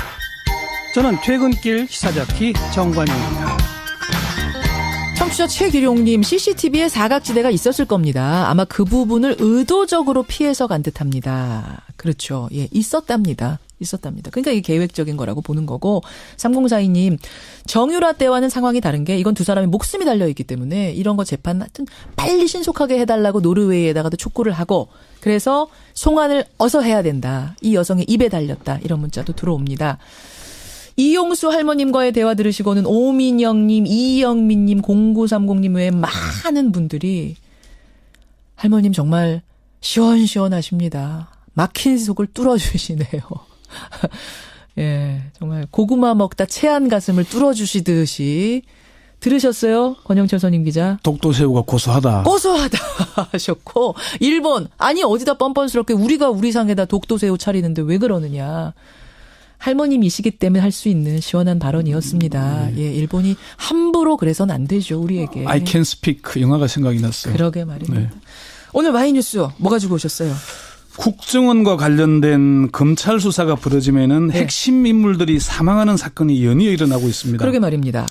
2015년 7월에는 국정원 민간인 사찰 및 해킹 의혹이 불거졌을 때 핵심 인물이던 임모 과장이 숨졌죠. 2015년이고요. 예. 2014년 3월에는 서울시 공무원 유성시 간첩 조작 사건의 핵심 인물 국정원 권모 과장이 성룡차에 안에서 의식이 없는 상태로 발견됐습니다. 네. 목숨은 건졌지만은 2017년에는 지금 국정원 적폐청산 수사 도중에 국정원 직원인 정모 변호사가 10월 30일 숨졌고 그렇죠. 엊그제 11월 6일에는 국정원장 법률 보좌관으로 파견 근무했던 변창원 서울고검 검사가 스스로 목숨을 끊었습니다. 예. 왜 이런 일들이 일어나고 있는지에 대한 오늘 와이뉴스. 예. 국정원 관련 수사를 할 때마다 왜 핵심 인물들이 죽음으로 가나. 네. 이 사건들끼리 어떤 연관성이 있어요? 이 사건이 직접적인 연관성은 없습니다. 그렇지만은 국정원의 잘못에 대한 검찰 수사에서 핵심 인물들이라는 점 그리고 스스로 목숨을 끊었거나 끊으려 했다는 점 예. 이들의 사망 또는 사망 시도로 인해서 검찰 수사가 차질을 빚는다는 점에서는 비슷한 공통점이 있습니다. 그리고 또 하나는 항상 네. 이 사건이 있고 나면 자살을 한 거 맞아? 자살 당한 거 아니야? 네. 자살을 가장한 타살 아니야? 이런 얘기가 끊임없이 나온다는 거. 그런 의문이 계속 제기되고 있습니다. 예, 그것도 공통점이죠. 다만 국정원 직원 정 변호사와 변 검사의 사망은 동일한 사건이라는 점과 정 변호사의 사망 과정이 아직 밝혀지지 않았다는 점에서 어떤 연관성이 있다 없다라고 단정하기는 좀 성급해 보이고요. 그렇죠. 검찰의 한 핵심 관계자도 두 사망 사이에 어떤 연관성이 있다 없다고 하기에는 누가 자신 있게 말할 수 있겠냐. 네. 또 스마트폰이 사라졌다는 얘기도 있죠. 일단 경찰이 수사 중이니까 요거는 좀 더 지켜봐야 되겠습니다. 그러니까 과거에 그 댓글 공작 사건에 연루됐을 것으로 보고 조사 중이던 두 사람이 조사를 받던 두 사람이 숨진 겁니다. 2명이나 사망했으니까 이거 검찰 수사가 좀 무리했던 거 아니야 진짜? 이런 얘기가 나올 법도 해요. 억울하다 이런 얘기들이 좀 퍼지고 있는데 먼저 조홍천 의원이 지난 1일 그 김현정 앵커와 인터뷰를 했죠. 예. 그때 이제 이런 얘기를 했잖아요. 파견 검사들이 검찰의 댓글 수사를 방해했다는 사건에 대해 조금 이상하다. 좀 이상하다 했어요. 파견 기간이 끝나면은 검사로 돌아와야 되는데 그렇게 사법 방해를 저지를 동인이 없다 이렇게 얘기를 했어요. 조 의원은 파견된 지 2, 3주밖에 안 되는 검사들이 핵심적인 역할을 했다? 이건 국정원에서 있을 수 없는 일을 이렇게 얘기를 했는데 조 의원의 이 말이 검찰 내에 상당한 파장을 일으켰습니다. 그래요? 이 말 때문에 억울하다는 말도 많이 퍼졌고요. 그렇지만 검찰에서는 조 의원의 이 말이 상황을 제대로 파악하지 못한 상태에서 나온 게 아니냐 이렇게 보고 있습니다. 왜 그렇습니까? 그 근거는 1980년대 이후에 국정원 감찰실장의 외부 인사가 임명된 적이 없습니다. 또 이 세 검사 이미 구속되거나 사망한 3명 검사가 국정원 TF의 정식 멤버였다는 사실입니다. 그러니까 핵심 멤버였다는 거죠. 주변부가 아니라. 그렇습니다. 예. 이런 이전에는 전례가 없는 일이라고 합니다. 자, 그러니까 지금 시중에서는 아니 핵심도 아닌 사람 잡아다가 핵심인 것처럼 막 강요를 하니까 뭔가 내놓으라고 강요를 하니까 억울해서 이 사람들 목숨 끊은 거 아니야란 말이 나오지만 이 검사들은 증거인멸의 핵심 멤버였다. 남재준 7인회라고 할 정도로 핵심 멤버들이었고요. 실제 국정원에 파견을 했던 현직 검사장급 간부가 그렇게 얘기를 합니다. 그동안 국정원에 파견된 검사의 역할은 원장의 법률 보좌 내지는 대공수사 지도관으로 법률 자문을 하는 것이었다. 거기에 한정돼 있었다는 거죠. 그런데 이들 3명은 그렇지 않았다는 겁니다. 조홍천 의원도 MB 국정원에서 국정원장 특보로 근무한 경력이 있지만은 감찰실장이나 내부 TF에서 일해본 경험은 없습니다. 그래요. 그러니까 조 의원의 경험으로는 이해하기 어려운 일일 수 있는 건데 그걸 너무 단정적으로 얘기하다 보니까 검찰 내에서는 저게 술렁이었군요. 사실관계 아니냐. 국정원 파견을 다녀온 전현직 검사들이 수사팀에 정말로 검사 3명이 국정원 TF 구성원이 맞느냐 이런 확인을 한다고 합니다. 그래서 그 사람들이 TF 정식 멤버고 2년여 동안에 300차례가 넘는 대책회의에 참석해서 가짜 사무실을 만들거나 증거를 조작하거나 위정을 교사하는 결정을 내리는데 적극 가담했다고 설명을 하면은 답이 없다. 고개를 짤짤 흔든다고 합니다. 그런 일을 했다면은 도리가 없구나라고 얘기했다고 해요. 300회가 넘는 대책회의에 참여했는데 그럼 도리가 없지. 핵심 멤버지란 말이 나온다고. 완전 내부자이고 핵심 관계자이고 공모 공동 정범이란 얘기죠. 그러면은 적어도 지금 말하는 핵심도 아닌데 조사받다가 그게 억울해서 목숨을 끊었다란 말은 좀 어불성설이 되는 건가요? 그렇게 될 수밖에 없는 거죠. 물론 억울하다는 표현이 주관적인 표현이니까 그걸 탓하기는 애매하겠죠. 본인으로서는 억울할 수 있지만은 그렇지만은 뭐 또 사망한 검사들을 추모하고 애통해하는 거야 뭐 동료들 간에 있는 일이고 물론이죠. 그렇게 할 수 있는 사망은 불행한 일입니다. 슬픈 일입니다. 일이죠. 그렇지만 검사가 검찰의 수사를 방해하기 위해서 가짜수 사무실을 만들고 증거를 인멸하고 위정을 교사하고 아직 정확히 밝혀지지 않았지만은 남북 정상회담 대화록을 공개해서 물타기를 하는 그런 수법으로 수사를 방해하는 일을 했는데 억울하다는 표현이 정당할까요? 구속된 장호중 검사장은 잘못된 일이라면서 영장심사를 포기했습니다. 억울하면 그렇게 할 수 있겠습니까? 그러네요. 전현직 검찰 고위직들에게 물어보니까 검사가 수사 중인 사건의 증거를 조작하고 수사를 방해하는 일에 직접 관여한 일은 어떤 말로도 변명이 불가하다. 변명이 안 된다. 검사의 상식으로 도저히 있을 수 없는 일이다. 한 검찰총장도 이렇게 얘기를 했습니다. 정의와 법을 수호해야 할 검사들이 불법적으로 수사와 재판을 방해한다는 건 이후 여하를 불문하고 있을 수 없는 일이다. 그러니까 지금 청취자 김광현 님도 정말 떳떳했으면 자살을 택할 것이 아니라 오히려 당당하게 수사를 받았어야 된다. 이런 안타까운 생각이 드신다는 건데 상황을 볼 때는 지금 억울할 게 별로 없단 말씀이세요. 근데 현직 지청장이 문무일 검찰총장을 향해서 검찰 너희들이 죽였다 이렇게 얘기를 했다는 얘기가 전해지는데 이건 사실입니까? 이 발언이 어제 이제 중앙일보에 보도가 됐는데요. 이 발언을 제가 사실 여부를 확인을 해보니까 이 현직 지청장이 박기동 안동지청장입니다. 이미 SNS에 실명이 퍼져 있기 때문에 그런 발언을 하지 않은 것으로 확인이 됐습니다. 안 그랬대요? 예. 당시 변 검사의 빈소에 문무일 총장과 대검 간부들이 앉은 바로 뒷자리에 변 검사가 서울 북부지검 차장 시절 함께 근무했던 검사들이 조문을 와서 앉아 있었다고 합니다. 박 지청장은 당시에 형사 6부장으로 아주 가까이 근무를 했죠. 박 지청장이 술에 취한 상태였지만 너희들이 죽였다는 발언은 하지 않았다고 당시 현장에 있었던 복수의 검찰 간부들이 전했습니다. 대검에서도 이런 보도가 확산되자 너희들이 죽였다는 발언은 박 지청장이 아니라 유족 측에서 그런 취지의 발언을 했다고 알려왔고요. 지금 사실 페이스북과 SNS에서는 쓰는 박 지청장이 우병우 사단이라며 인신 공격성 글들이 막 쏟아지고 있습니다. 그런데 요거는 좀 사실관계를 확인해서 해야 되는 말들입니다. 박 지청장이 좀 억울할 수 있는 상황이네요. 본인도 억울하다고 얘기하고 있고 현장에 있었던 문무일 총장도 박 지청장이 술에 취한 건 맞지만은 그런 말을 하지 않았다고 대검 간부들에게 말한 것으로 전해졌습니다. 그러면은 지금 너희들이 죽였다라는 그 얘기를 근거로 뭐 억울하다거나 검찰 수사가 과하다거나 이렇게 비판하는 건 좀 무리가 있네요. 그렇습니다. 수사 도중 핵심 피의자가 사망하면은 검찰로서는 곤혹스러울 수밖에 없습니다. 또 직접적으로 책임이 없다고 하더라도 도의적으로나 인간적인 책임을 통감할 수밖에 없습니다. 예. 검찰 내에서는 뭐 수사팀 3명 검사 모두에게 구속영장을 청구하는 건 좀 과다한 게 아니냐 이런 비판도 있긴 한데 또 그리고 위에서 시키는 대로 했는데 너무한 것 아니냐 이런 푸념도 나올 수는 있습니다. 그 사람들이 뭐가 힘이 있어 위에서 시키니까 했겠지 뭐 이런 말은 나오는데. 그렇지만 검사들이 시키는 대로 했다는 그런 말을 한다는 자체가 우리가 얼마나 자괴감이 드는 말입니까? 스스로 굉장히 초라해지는 거죠. 초라해지는 정도가 아니라 그동안 검찰이 해온 수사 관행들이 얼마나 형편없는 일인지를 스스로 고백하는 거 아닙니까? 그렇게 됩니다. 국민들을 대상으로 수사할 때 이런 말을 했더라면은 검찰이 이렇게 지탄을 받겠습니까? 자, 근데 한쪽에선 이런 얘기 나옵니다. 네. 국정원이 이 책임을, 댓글 사건 책임을 파견 검사들한테 지금 떠넘겼던 건 아니냐 혹시. 그래서 그게 억울해서 목숨을 끊은 거 아니냐라는 얘기도 나와요. 구속된 국정원 직원이 그런 말을 했다고 합니다. 증거 조작은 검사들이 주도적으로 했는데 왜 우리만 구속시키냐.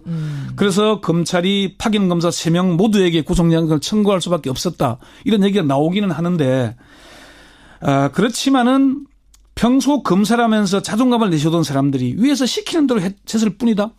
이런 말 한 데 대해서 임원정 검사도 참 초라한 우리의 몰골을 마주한다. 이렇게 비판의 글을 쓰기도 했고요. 이게 이 사람들은 적극적으로 가담을 했다고 합니다. 특히나 뭐 구속된 검사 한 명은 실행하는데 적극적으로 앞장섰다고까지 하고요. 자, 그러면 오늘의 주제는 그런데 왜 국정원 수사 때마다 이렇게 죽음이 이어지는 건가? 불행한 죽음이 이거였잖아요. 결론 내리실 수 있겠어요? 국정원에 30년 넘게 근무한 전직 고위 관계자가 이런 얘기를 했습니다. 국정원 관계자들이 검찰 출두할 때마다 어떤 말을 하는지 들어봐라.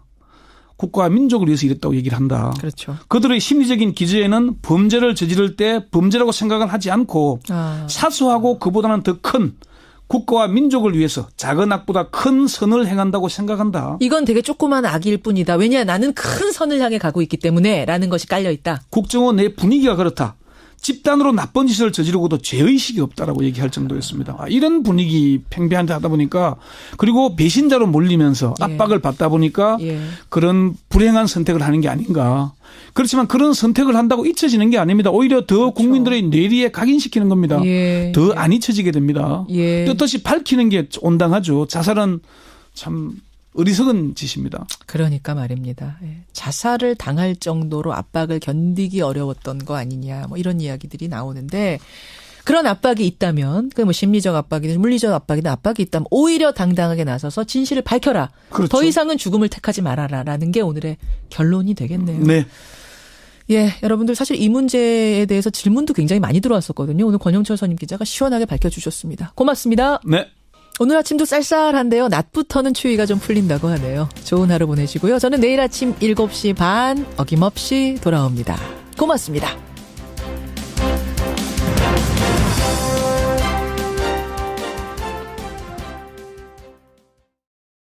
아니 그 도움 준 그 아주머니는 왜 그 시간에 호텔에 가 있었어? 그렇죠. 이러면서 이상해. 도움을 주고 제보를 했는데 오히려 이분이 피해를 당한 일이 있었어요. 그리고 신상까지 털리는 일이 발생했는데요. 그러니까 이런 일들이 바로 이 남성들 위주로 사회적인 문화가 만들어졌기 때문은 아닐까 이런 생각이 듭니다. 방귀 낀 사람이 성내고 있다. 첫 번째 행간. 두 번째는 뭡니까? 두 번째 행간은 물은 위에서 아래로 흐른다입니다. 이거는 뭐 너무 당연한 얘기잖아요. 네, 당연한 얘기인데요. 미투 열풍하고도 관련이 있습니다.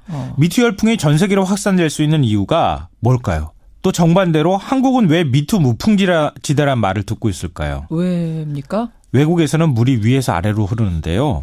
한국에서는 아래에서 열심히 물을 퍼올리고 있는 겁니다. 위로. 이게 무슨 뜻이냐면요. 달송달송한 말씀이시네요. 소위 많이 배우고 잘 나가는 여성들, 사회적으로 영향력 있는 여성들이 먼저 고백을 했느냐 아니냐의 차이라는 겁니다. 서구에서는 스타여, 배우, 과학자, 정치인, 올림픽 메달리스트까지 나서서 나도 당했어요. 이렇게 얘기를 하고 있는 거거든요. 유명한 여성들이 먼저 자기 고백을 하는 거예요. 네네. 지금까지 무려 1200만 명의 여성들이 여기에 동참을 하고 있습니다. 1200만 명? 네. 한국에서는 지금 이렇게 나도 당했어요라고 말하는 사람들이 주로 비정규직 인턴, 신입사원들 뭐 이런 사람들입니다.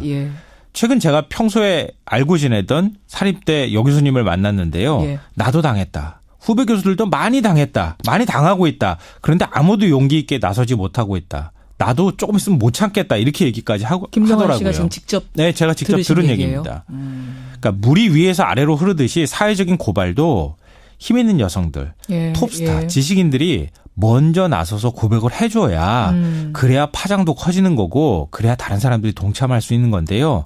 한국에서는 아직 그렇지 못하다는 겁니다. 미투 무풍지대인 한국 마지막 행간 뭡니까? 마지막 세 번째 행간은 한국엔 1도 없는 게 있다입니다. 요새 유행하는 1도 없는 거, 하나도 없는 거 뭡니까? 미투 캠페인에서 한국에만 없는 게 바로 남성들의 고백입니다. 남성들의 나도 그랬어 고백? 네. 외국에서는 나도 그랬어 하고 나온 사람 있어요? 네. 인도와 호주에서는 내가 그랬다. 어떻게 바꿀 것인가 라고 하는 캠페인이 남성들 사이에서 벌어지고 있습니다. 그래요. 성폭력 사건은 남성의 인식 전환이 없으면 절대 해결되지 않습니다. 그런데 한국에서 우리나라에서는 아직 그럴 조짐이 1도 보이지 않고 있다는 건데요. 호주의 유명 작가 벤자민 로는 이런 말을 합니다. 어떤 말이요? 남자들이요. 이제 우리 차례입니다. 여성들이 겪은 성폭행, 성추행 경험을 반성하며 오늘은 우리가 어떻게 변할지를 말합시다. 어떻게 변할지를. 그러니까 성폭력 처벌도 강화돼야 하죠. 당연히. 그렇지만 남성들도 내가 먼저 변하겠다. 이런 인식 전환이 절실한 것 같습니다. 한샘 사건, 무슨 현대카드 사건이 하나하나의 사건을 그 회사의 일로만 생각하지 말고 이번에 이것을 계기로 삼아서 우리 사회 인식 전환의 계기를 마련해보자. 네, 맞습니다. 이런 말씀 고맙습니다. 김성환 씨 수고하셨습니다. 네, 고맙습니다. 남성남님, 우리나라의 남성들 왜곡된 성의식 정말 문제다. 초등학교부터 인권교육, 성교육 반드시 시켜야 된다. 강한 목소리 내셨어요. 김영식님은 독도새우는 신의 한 수였다 하셨는데요. 이 독도새우를 드시고 온 이용수 할머님 잠시 후에 만나죠.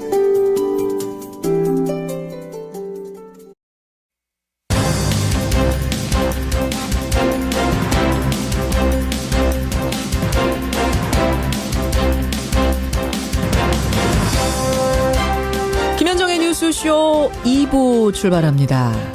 어제요, 저희 뉴스쇼 앞으로 제보 전화 한 통이 걸려왔습니다. 가정폭력 피해자들을 보호하고 있는 쉼터가 있는데 그 가정폭력의 가해자인 아빠가 밤중에 무단 침입을 했다는 겁니다. 근데 더 기가 막힌 건 경찰의 대응이었다고 합니다. 도대체 무슨 일이 벌어졌던 건지 그 현장에 계시던 분의 얘기 잠시 후에 들어보죠.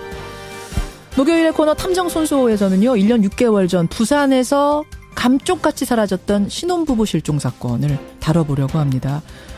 부부가 동시에 아무런 흔적을 남기지 않고 그 흔한 CCTV 한 장도 남기지 않고 호련히 사라져서 아주 미스테리했던 사건인데 가장 유력한 용의자 남편의 첫사랑이 어제 검거가 됐습니다. 노르웨이에서요. 용의자는 검거됐습니다만 사건 자체가 워낙 미스터리다 보니까 지금 해결해야 될 과제가 한두 가지가 아닙니다. 짚어보도록 하죠. 그 전에 먼저 만날 분은 한미정상 만찬장에서 독도새우 드시고 왔다가 지금 일본으로부터 거센 항의를 받고 있는 당사자, 위안부 피해자 이용수 할머님 만나겠습니다. 50원의 단문 100원의 장문 유료 문자 샵 1212 카톡 레인보우까지 열어놓고 출발합니다. 예, 지난 7일 한미정상 간의 국빈 만찬이 청와대에서 열렸죠. 그때 누구도 예상하지 못했던 아주 특별한 손님 한 분이 초대가 됐었습니다. 바로 위안부 피해자 이용수 할머님이셨는데요. 계기로 갈등이 점점 표면화가 되더니 급기야는 안철수 대표를 향해서 중대 결단을 하라. 그러니까 대표직을 내려놓으라는 요구까지 터져 나왔고요. 여기에서 안 대표가 꼭 참는 게 아니라 정면 돌파를 택합니다. 같이 못 갈 분이 있더라도 나는 내 길을 가겠다. 예. 이게 지난 월요일의 일이죠. 갈등이 폭발한 게 바로 이때부터입니다. 어제 국민의당 이상돈 의원과의 인터뷰 여러분 들으셨죠? 오늘은 그에 대한 답변을 듣는 게 되겠습니다. 안철수 대표의 폭심으로 통하는 분, 대표 비서실장입니다. 송기석 의원 연결을 해보죠.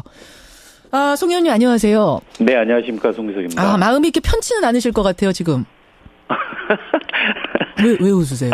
아니, 그렇게 사실 밖에서 우려하는 것보다는 저희가 이제 내부 사정을 잘 아는 저로서는 그렇게까지는 아닌데.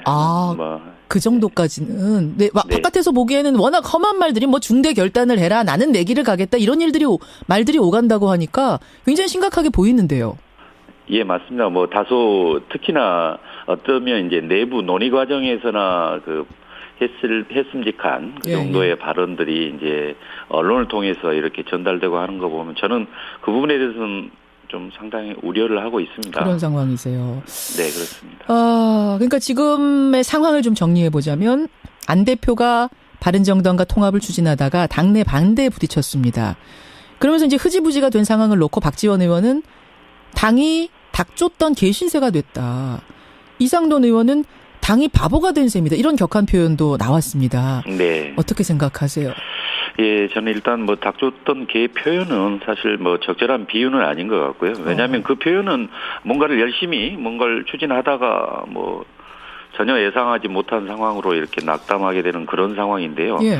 사실 바른정당하고 뭐 통합 추진 이 부분은 그분들이 알고 있는 것처럼 뭐 안철수 당대표나 김동철 원내대표가 그 당 내에 공론화 과정을 거치지 않고 비밀리에 뭘 추진했던 그러다가 뭐 포기한 그건 아닙니다. 과연 뭐 그런 정책 입법연대에 나가서 선거연대 또 나가서 통합까지 가능한지 사실은 그런 의사가 있는지 그 탐색하는 과정에서 그게 이제 그런 의사가 상대방한테 있다고 하면 그래서 비로소 이제 내부 공론화 과정을 거칠 거 아닙니까? 그런데 이제 그 전 단계에서 그런 것들이 이제 언론에 보도되고 그러다 보니까 이제 문제를 삼았던 것이고요. 그래서 뭐 따로 비밀리에 뭐 이렇게 추진하고 그런 건 전혀 없었습니다. 그래서 이제 사실상 그 수면 위로 올라왔으니까 과연 그게 가능한지 우리의 정치성하고 뭐 안 맞는 건 아닌지 그런 거에 대한 논의가 본격적으로 시작될 걸로 이렇게 생각하고 있습니다. 근데 이제 그 부분에 대한 지적을 어제 이상돈 의원은 아마추어라는 표현을 쓰시더라고요. 그러니까 뭔가 통합을 추진하려면 정말 비밀스럽게 하려면 완전히 비밀스럽게 해서 어느 정도를 만들어 놓고 세상에 알리든지 아니면 처음부터 공개적으로 하면서 당원들의 뜻을 물어가든지 뭐 이랬어야 되는데 아마추어처럼 좀 어설프게 하다가 당의 꼴이 그분 표현으로는 바보가 된 거 아니냐 이런 말씀이세요. 네, 뭐 이상돈 의원의 뭐 지적 뭐 전혀 뭐 이렇게 근거 없다고 보기는 어려운 측면이 있습니다. 그렇지만 다만 뭐 그분의 최근뿐만 아니고 과거의 이 언행을 보면 정말 국민당 소속 의원으로서 좀 너무 나간 거 아닌지 좀 상식을 벗어난 것은 아닌지 스스로 먼저 한번 생각해 보셔야 될 것 같고요. 좀 전에 그 관련 뭐 아마추어적이다라고 한 부분은 있는데 물론 그렇게 뭐 비판적 시각에서 볼 수도 있겠지만 거듭 말씀드리지만 이걸 뭔가를 아무도 몰래 이렇게 하려다가 이게 밝혀져서 그만둔 게 그게 아니고요. 아니 그 주승용 전 원내대표께서 적절히 비유했지만 결혼을 하려면 사전에 뭐 물론 약혼 그 전 단계에서 연애 과정이 이런 게 필요한 게 아니겠습니까? 더더군다나 나를 그렇게 만나고자 하는 그 정도 의사도 있는지 그건 확인해야 되는 거 아니겠습니까? 그런데 이제 그런 부분이 미리 좀 이렇게 밝혀져서 그걸 좀 마치 실제 추진하고 있는 것이냐 그렇게 이야기하는데 실제 사실관계는 전혀 다릅니다. 그 연애를 할 때 이게 좀 민감한 가문 간의 연애다 보니까 좀 비밀스럽게 타진을 하고 뭐 이랬어야 되는데 이게 그 과정에서 새 나가버리니까 이야기가 막 이렇게 저렇게 나오고 나는 반대일세, 나는 찬성일세 뭐 이렇게 됐다는 얘기예요, 지금. 예, 그렇습니다. 이제 불가피했다 이런 말씀이시고. 예. 어쨌든 결과적으로는 당이 이렇게 됐으니까 지금 바른정당은 반 정도의 인원이 다른 당으로 가버리고 뭐 이런 상황이 됐으니까 안철수 대표 리더십 좀 부족한 거 아니냐. 이대로 지방선거 치를 수 있겠느냐. 뭐 이런 이야기까지 나옵니다. 어떻게 생각하세요? 예, 그렇습니다. 뭐 당시 바른정당이 뭐 이렇게 실제 그 얼마 전에 주승용 대표도 이제 뭐 약간 언급도 그 전에 했지만 지금 김동철 원내대표와 주요 김현정의 뉴스 쇼.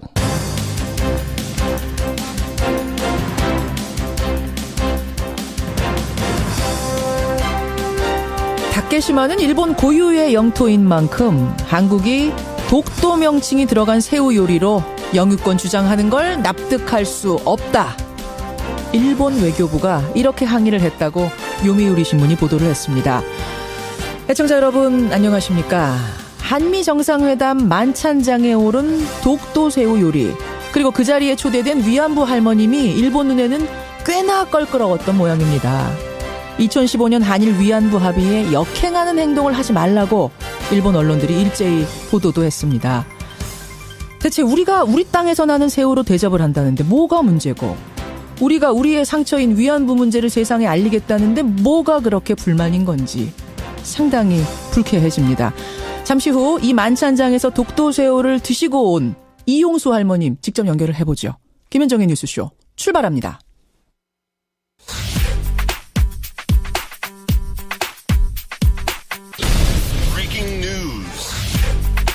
김현정의 뉴스쇼가 주목한 오늘의 포인트, 김정훈 기자 나와 있습니다. 어서 오세요, 김 기자. 네네. 오늘 첫 포인트 뭐부터 볼까요? 네, MB 견운 댓글 수사입니다. 군 사이버사령부의 댓글 공작에 대한 수사, 결국은 이명박 전 대통령한테까지 올라왔네요. 네, 어제 오전에 김관진 전 국방장관이 검찰에 소환돼서 오늘 새벽까지 조사를 받았습니다. 예. 2010년에서 12년 사이에 연재욱 전 사이버 사령관 등을 통해서 여권은 옹호하고 야권은 비난하는 그런 댓글 공작을 벌이도록 지시한 혐의죠. 그렇죠. 이 과정에서 군 사이버사의 활동 내역을 청와대에 보고한 사실을 일부 시인했습니다. 시인했습니까? 네, 김관진 전 장관요. 앞서 국방부 사이버 댓글 사건 조사 TF는 우리 사람을 철저하게 가려 뽑아야 한다, 이런 취지의 VIP, 그러니까 대통령 강조사항 문건도 확보한 상태거든요. 예, 검찰은 일단 김관진 전 장관에게 사전 구속영장을 청구했습니다. 시인을 했다면 이렇게 되면은 MB에 대한 조사도 불가피해진 거 아닌가요? 네, 최고 윗선으로 지목된 만큼 검찰은 곧 이 전 대통령에 대한 조사에 나설 듯한데요. 우선 김 전 장관에 대한 조사를 마무리한 뒤에 이명박 전 대통령에 대한 조사 방식, 또 그 시기를 검토할 것으로 보이네요. 댓글 수사는 이제 뭐 마지막을 향해서 가는 것 같습니다. 이거 쭉 따라가 봐야겠고요. 일단 다음 포인트 가죠. 네, 중국에서 황제 대접받는 트럼프입니다. 한국을 떠나서 중국에 도착한 트럼프 대통령, 오늘 시진핑 주석과 정상회담을 하지요. 네, 오늘 베이징 인민대회당에서 양국 정상이 회담합니다. 이후 기자회견도 하는데 아무래도 북핵 문제에 대한 적극적 공조 방안이 논의될 것으로 보여서 주목하지 않을 수 없네요. 그렇죠. 앞서 어제 베이징에 도착한 트럼프 대통령은 그야말로 극진한 대접을 받았거든요. 중국은 트럼프 대통령에게 연회를 베풀기 위해서 자금성 문을 하루 동안 아예 닫아버리기도 했습니다. 집권 2기를 맞은 시진핑 주석이 아마 그 세계 최고 지도자 간의 만남이라는 점을 부각시켜서 그 스스로의 위상을 높이려는 것 아니겠느냐, 이런 해석도 나오네요. G2가 만나는 거다. 그렇죠. 이건 보통의 정상회담이 아니다, 이런 느낌을 주는 거죠. 네. 일본에 이어서 우리나라에 이어서 중국에서도 굉장한 환대를 받고 있는 트럼프 대통령. 좀 어깨가 으쓱해지겠어요, 이번 방문 끝내고 나면. 네네. 다음 포인트 뭡니까? 네, 의원 받고 문을 닫는 홍준표 대표입니다. 홍준표 대표, 오늘 바른정당 통합파 의원 8명이 자유한국당 복당을 하는 겁니다. 네, 새로운 보수를 표방하면서 새누리당을 탈당한 지 1년 만입니다. 한국당 홍준표 대표는 이들을 위해서 입당 환영식을 준비하고 있고요. 환영 만찬도 열린다고 하네요. 네, 바른정당 주호영 원내대표도 곧 통합파 의원들의 대열에 합류하고요. 주호영 원내대표는 이제 당내를 좀 마무리 짓고 수습을 한 다음에 난 가겠다, 이미 뜻을 밝혔어요. 네. 근데 이런 가운데 홍준표 대표가 어제 페이스북에서 이제 통합의 문을 닫고 내부 화합에 주력하겠다, 이렇게 밝혔습니다. 나머지 바른정당 의원들에 대해서는 더 이상 설득하지 않겠다는 거죠. 사실은 그 11명 남은 의원들 중에도 추가 탈당할 가능성이 있다는 얘기가 나오고 있는 상황이었는데. 네. 문을 닫아버렸습니다. 이건 또 어떤 이야기일지 좀 궁금해집니다만 어쨌든 이런 얘기 나왔습니다. 날씨는 어떻게 되는 거예요? 예, 뚝 떨어졌죠. 오늘 아침 철원이나 제천이 영하권으로 떨어졌고요. 서울 기온도 어제보다 10도 가까이 떨어진 4.2도입니다. 낮에는 오히려 예년 기온보다 2도가량 웃돌면서 추위가 풀리겠는데요. 청취자 여러분들도 일교차가 큰 만큼 감기 조심하셔야 되겠습니다. 김정훈 기자였습니다. 최근 국민의당의 긴장감을 고조시킨 것은 안철수 대표와 설전이었습니다. 정치적 판단력이 다들 아마추어죠. 당을 위한 것, 국가를 위한 것이면 노력하겠습니다만 분란에 대해서는 그렇게 대처하지 않겠습니다. 국민의당의 내홍이 점차 격화되는 분위기입니다. 물론 그전에도 크고 작은 마찰은 있어 왔었죠. 어느 당이든 그 정도의 잡음은 늘 있습니다.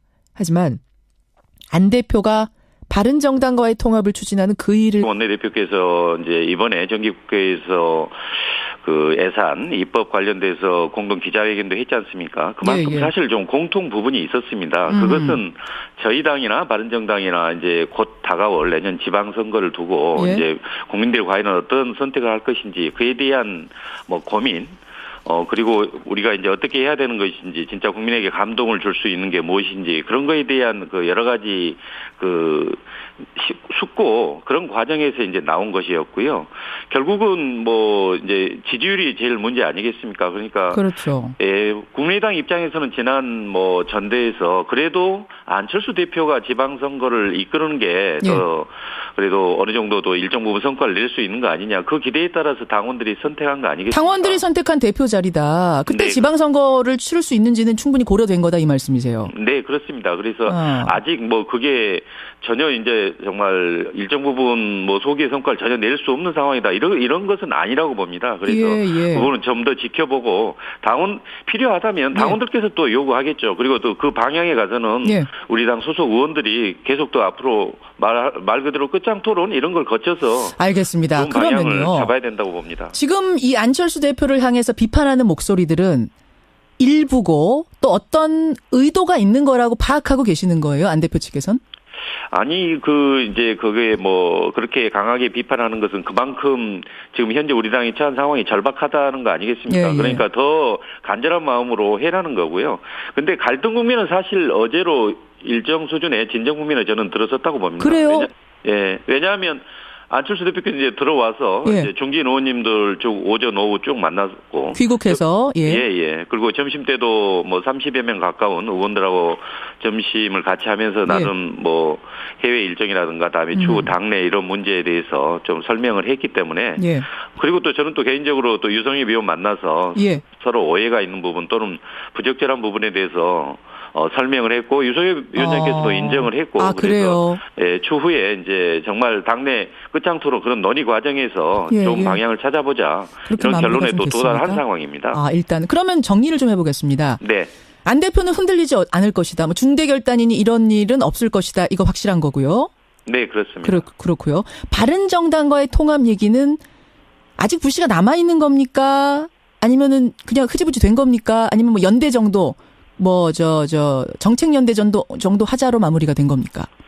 실제 지난번 그러니까 이 통합 논란이 됐을 때 지난달 25일 날 의원총회를 통해서 그간의 진행 과정에 대해서 좀 오해가 된 부분 설명을 했고요. 근데 그 과정에서 대부분의 의견은 뭐 입법이나 정책연대에 대해서는 거부감이 없었고 선거연대에 대해서도 대부분 뭐 이렇게 가능하다고 이렇게 판단한 것 같습니다. 다만 선거연대라고 하면은 같이 공천한다는 건데 거기에 대해서도 대부분이 오케이 하셨어요. 이제 동시 공천이라고 볼지 아니면 지역별로가 될지 또 공조를 한다는 거잖아요. 공천에서. 그렇습니다. 그런 부분에 대해서는 특별히 뭐 강한 의견은 없었습니다. 그러니까 다만 이제 통합에 대해서는 여러 가지 이제 우려가 있었던 거죠. 통합에 대해 송 의원과 안철수 대표는 어떻게 생각하세요? 그 통합에 대해서 소망이 아직도 있으십니까? 저는 이제 그렇지 않아서 방금 말씀드리려고 했는데요. 여전히 뭐 그 가능성은 열려 있다고 봅니다. 다만 뭐 9분이 나가고 나머지 부분 11분 정도 남았는데 이게 무슨 뭐 실체가 없는 거 아니냐 이제 그렇게 보는 분도 계신 것 같은데요. 실효성이 제가 보기에는 오히려 그 바른정당의 창당 정신 또는 그 개혁 지향성 이런 것은 여전히 그 반영대에 남아있는 분들한테 더 정당성이 있는 거 아니냐, 또 정통성도 가지고 있는 거 아니냐, 이렇게 봅니다. 그래서 저희가 중도 개혁을 더 이렇게 외연을 확장한다면 일정 부분 더 함께 할 수 있다고 봅니다. 여전히 가능성 남아있다. 통합에 지난번에 저희 출연하셨을 때는 12월까지는 통합 선언이라도 해야 된다, 이렇게 말씀하셨거든요. 그것도 유효합니까? 네, 맞습니다. 무슨 뜻이냐면 결국 진짜 지방선거에서 바른정당과의 이런 그 선거연대에서 나아가 정말 통합까지도 가능하다고 이렇게 내부 공론화에서 결정이 된다면 그게 제대로 내년 6월 13일 지선에서 시너지 효과가 나려면 적어도 12월 정도까지는 그런 절차들이 이루어져야 추후 정치 일정으로 봤을 때요. 그래야 뭐 시너지 효과 충분히 일어날 수 있다라는 거에 대한 표현이었습니다. 안철수 대표도 이 부분 공감하시고요. 네, 그렇습니다. 그렇게 되면은 또 강하게 반발할 분들이 계시잖아요. 한 10명 정도가 되는 것으로 지금 보도가 되고 있습니다. 이런 일이 생기면 나는 탈당할 의사도 있다라고 밝힌 분이 한 10명의 의원. 그렇게 돼도 감수하고 가셔야 된다고 보세요? 근데 그 과정에 대한 좀 더 설명을 드리면 이것은 무조건 그쪽으로 통합적으로 간다라는 게 아니고요. 더 중요한 것은 정말 우리 당내 단합 이거 아니겠습니까? 당내에서 그런 방향에 대한 논의를 거쳐서 그 방향으로 이제 대부분의 의견이 모아진다면 그렇게 추진하겠다는 뜻이고요. 당내 공론화 과정도 거치지 않고 그대로 그냥 마이웨이로 가겠다는 그런 의미는 아닙니다. 근데 40명 중에 10명이면 30명은 대부분 찬성한다. 이러면 가는 겁니까? 글쎄요, 이제 그 상황이 어떻게 될지는 모르는데 아마 저는 제가 그동안에 만나본 분들은 국민의당에 있어서 몸집이 커지고 외연이 확대되는데 반대하는 분은 저는 없는 걸로 압니다. 알겠습니다. 여기까지 입장을 확인하죠. 일단 송 의원 말씀은 바깥에서 보는 것처럼 그렇게까지 심각한 건 아닌데 당장 깨질 정도는 아니다. 이 말씀은 확실한 거죠? 네, 그렇습니다. 알겠습니다. 여기까지 확인하겠습니다. 고맙습니다. 네, 감사합니다. 국민의당 송기석 의원이었습니다.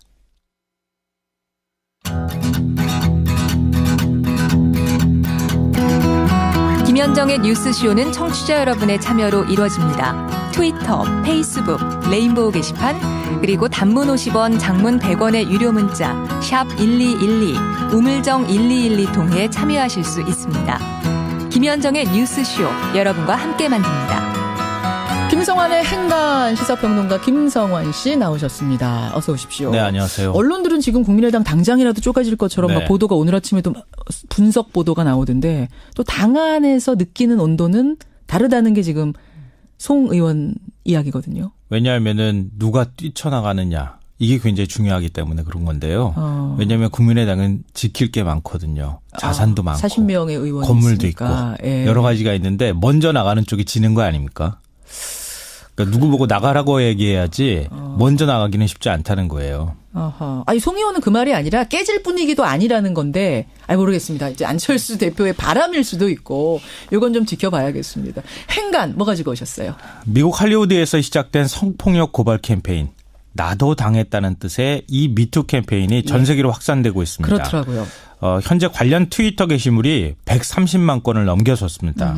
이런 가운데 우리나라에서도 한샘 성폭행 논란 이후에 나도 비슷한 일을 당했다. 이런 성폭력 경험담이 줄지어 올라오고 있습니다.